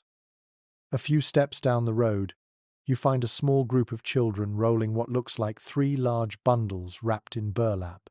They push the bundles awkwardly toward the center of the yard. When they unpack them, you realize each contains thick mats woven from leftover rags.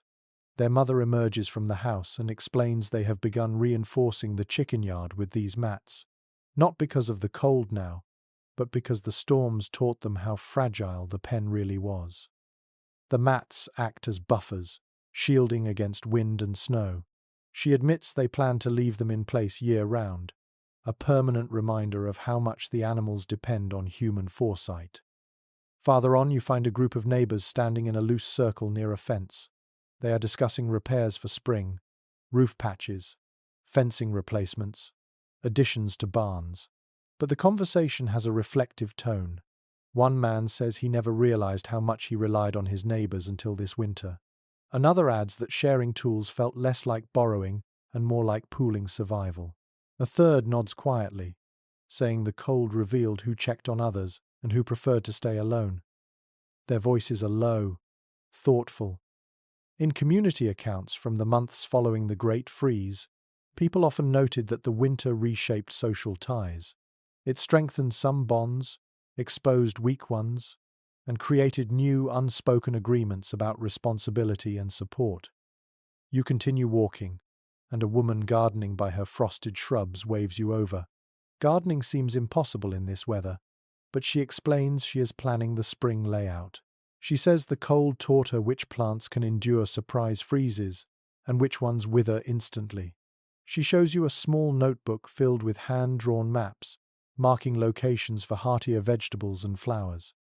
She taps a page and says researchers still discuss the long-term effects of that winter on soil composition, but she prefers to rely on instinct and observation. She smiles, declaring that sometimes the land itself becomes the best teacher. As you leave her yard, you hear a rhythmic creaking from a nearby barn. Inside, a father and his daughter oil the hinges of an old wagon wheel. The father tells you they used this wagon during the storm to deliver supplies to several families when roads became impassable. He says the act of helping changed his daughter, giving her a sense of purpose she didn't have before. The daughter grins shyly and admits she plans to join a civic club when she is older because she wants to keep helping people. Her father beams with quiet pride. You pass a row of houses where laundry lines shelter under new wooden coverings built during the storm. A woman pinning blankets tells you she kept the coverings because she realized how much time she lost clearing snow from the lines each day. She jokes that winter did not just steal warmth, it stole hours. She intends to reclaim them. A little farther on, you encounter a group of older residents gathered around a bench brushing snow from it, even though no one sits outside in such cold. They tell you they like to keep the bench clear as a symbol of optimism. One of them adds that they maintained that habit throughout the harshest weeks, brushing snow even in blizzards. To them, the bench represents the promise of spring, the simple pleasure of sitting in the sun. Their devotion feels almost ceremonial. You continue through the neighborhood until you reach a schoolhouse. Its windows glow faintly. Inside, the teacher arranges desks closer to the stove. She tells you she plans to keep this arrangement long after winter ends because students talk more, share ideas more freely, and feel closer this way. She laughs, remembering how the cold forced everyone into a circle, turning lessons into conversations rather than lectures. She suspects it made her a better teacher. As the day brightens, families emerge from homes carrying shovels, baskets, and tools. Yet there is no panic now, no urgency. Their movements have loosened. Their voices carry a steadier confidence. The cold shaped them, but they shape themselves around it too, forming new customs, new instincts, new bonds. You pause at the top of a small rise, looking back at the houses scattered across the snow-covered fields. You realize that survival may have been the challenge, but transformation became the outcome. This winter carved lessons into their days and left traces that will linger long after the ice melts. You turn toward the road leading north, where a faint glow signals another shift. The cold is thinning now. The air carries the faintest suggestion of something softer, lighter. A season is ending, slowly, reluctantly. And you sense the next chapter unfolding ahead, one of relief, exhaustion, and quiet gratitude, as the land prepares to thaw and the people prepare to breathe differently. You follow the northern road as it stretches across the pale landscape, its edges softened under weeks of snow. The sky above has changed. It is still grey, still cold, still carrying the crisp sting that clings to your eyelashes, but something feels different. The air no longer presses down on you like a solid weight. It moves more gently. It hints at mercy. You breathe it in and sense a turning point. The long winter, the hardest winter, has begun to loosen its grip. You continue walking until you reach a small rise overlooking a frozen river. For the first time in weeks, you hear faint dripping beneath the ice. Tiny rivulets of water slip along unseen channels. The sound is barely there, but it is unmistakable. It is the voice of change. You kneel, placing a hand on the icy surface. The cold remains sharp, but the ice no longer feels invincible. It creaks softly under your palm, a reminder that nothing frozen stays frozen forever. As you rise, you follow the riverbank toward a nearby cluster of homes. Smoke curls from chimneys in thinner ribbons now, drifting upward instead of being flattened by harsh winds. A woman sweeping her porch pauses, lifting her face toward the sky. She tells you she heard a bird earlier that morning. Not a crow, not a winter hawk, but a songbird. The note was brief, fragile, but it carried enough hope to make her stop sweeping entirely. She repeats the sound for you, her voice soft and bright. Some nature notes from the late 1930s mention similarly early bird songs during late winter thaws, though observers disagreed on whether the birds arrived early or were simply hiding close by all along. You step inside her kitchen, where her children sit warming their hands around bowls of broth. Their cheeks glow with a kind of relief you haven't seen before. The mother tells you that for the first time in months, they finished their morning chores without feeling the cold in their teeth. She laughs lightly, almost in disbelief, and lifts a window just a finger's width to let in a sliver of fresh air. The breeze is still sharp enough to sting, but she treats it like a promise. As you continue through the neighborhood, you see signs of the thaw everywhere. Snowdrifts slump against fences, edges softening. Icicles fall in slow, dramatic drops from eaves. A man kneels beside his shed door, chipping at the ice that once sealed it shut. He taps it gently, smiling as the last slab breaks free. He wipes his brow and says that the cold taught him patience he never imagined he possessed. He adds that he plans to rebuild the shed during the summer, stronger this time, with layers of insulation he never thought he'd need. He looks past you toward the distant hills, as if already planning the work he will do when the earth softens. You pass a schoolyard where children run across patches of hardened snow. Their boots crunch rhythmically, but you notice that their steps feel lighter, almost playful. A teacher stands nearby, wrapped in a shawl. She tells you they held lessons outside for a few minutes today, just long enough for students to feel sunlight on their faces. She admits it might have been too early, but the joy she saw in their eyes made the risk worthwhile. Farther on, a farmer works beside a gently steaming manure pile. He nods at you as he shovels, explaining that the warmth rising from it is the first sign he looks for each year. When the pile begins to steam consistently, the soil beneath the frost has begun to waken. He leans on his shovel and adds that agricultural records from this region often used this method to predict the coming of the thaw. He smiles as he listens to the distant drip from his barn roof, the sound forming a steady rhythm. You continue walking, drawn by the faint scent of wet earth emerging beneath the snow. It rises in barely perceptible waves, but you feel it. The land is exhaling. You reach a small house near the end of the road. An elderly woman sits on a low stool outside, knitting slowly in the pale sunlight. She looks up and tells you she moved outside deliberately today, wanting to feel the wind on her face rather than through her walls. She gestures toward her yard, where patches of snow have thinned enough to reveal specks of brown grass. She shakes her head in quiet wonder, saying she never thought she'd be so grateful for a glimpse of dead grass. Inside her home, her grandson adjusts a cracked window pane that had been stuffed with cloth for weeks. He removes the cloth carefully, as though performing a delicate ritual. The family watches as he sets the cloth aside and replaces it with a stronger pane they saved for better weather. They clap when he finishes. The applause is small, but genuine.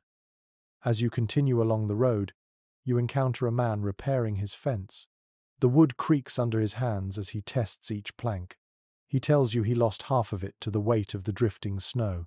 He presses his mittened thumb against a nail, satisfied when it holds firm. He shares an unusual memory. Earlier in the winter, he swears he saw frost shimmering across his field in colors that resembled faint rainbow hues. Some farmers described similar appearances in personal writings, though explanations remain varied. He shrugs, saying the winter painted strange pictures, and he does not expect to see them again. You step closer to the river again, listening as the ice shifts beneath its own weight. Somewhere downstream, you hear the crackling sound of thawing sheets breaking apart. The noise echoes across the water like distant applause. A fisherman standing nearby nods knowingly, saying the river always claps for itself when spring approaches. You walk through a final row of houses where families stand outside to greet neighbors they have not seen properly in weeks. Children chase each other through melting snow. Dogs bark happily as they splash in shallow puddles. Someone laughs a bright, clear sound that cuts through the last threads of winter's silence. You stop at the crest of a small hill overlooking the town. Smoke spirals upward in graceful ribbons, no longer flattened by cruel wind. Snowfields glitter softly, losing their rigid edges. The first hints of mud peek through at the road's edge. The cold remains, but it no longer dominates. It merely lingers, waiting to be replaced by something gentler. You stand there for a long moment, letting your breath mingle with the warming air. Winter shaped these people. It tested them, stretched them, humbled them. But now, as the thaw begins, they breathe differently. Their shoulders loosen, their voices rise, their eyes brighten with the knowledge that they endured. And you feel yourself soften too, as though the thaw has reached you. You stay on that hilltop, letting the world grow quiet again, but in a softer way than winter's earlier silence. The snow glows faintly under the morning light, each patch holding a memory, each drift carrying the echo of something once much harsher. The air around you has lengthened, the sharp edges smoothing into gentler curves. You breathe out slowly, noticing how your breath no longer trembles in the cold. It flows, warm and unhurried. Down below, the sounds drift upward with a peaceful rhythm. The faint drip from melting snowbanks, the low murmur of voices greeting one another, the soft shuffle of boots moving without urgency. These sounds blend together in a calming, rhythmic hum. You let them settle around you, the way a blanket settles across your shoulders at the end of a long day. The horizon softens too, losing the stark contrasts that defined so many nights. Sky and land blend into one quiet expanse of grey and gold. You let your gaze rest there, not searching for anything, just floating gently across the scenery. Your body relaxes, your thoughts slow to an easy drift. You imagine the families behind each window, resting, recovering, moving through their morning routines with careful gentleness. You imagine warm kitchens, soft quilts, slow breaths, and you imagine the earth beneath the snow stirring quietly, preparing for warmer days. Let the heaviness roll off your shoulders now. Let the calm settle deeper. Each inhale grows softer. Each exhale carries away another sliver of tension. You are safe here, wrapped in the quiet glow of a world, slowly warming. Let your eyes grow heavy. Let your breath steady. Let the last traces of the cold fade from your mind. And drift, softly, into a long, restful sleep.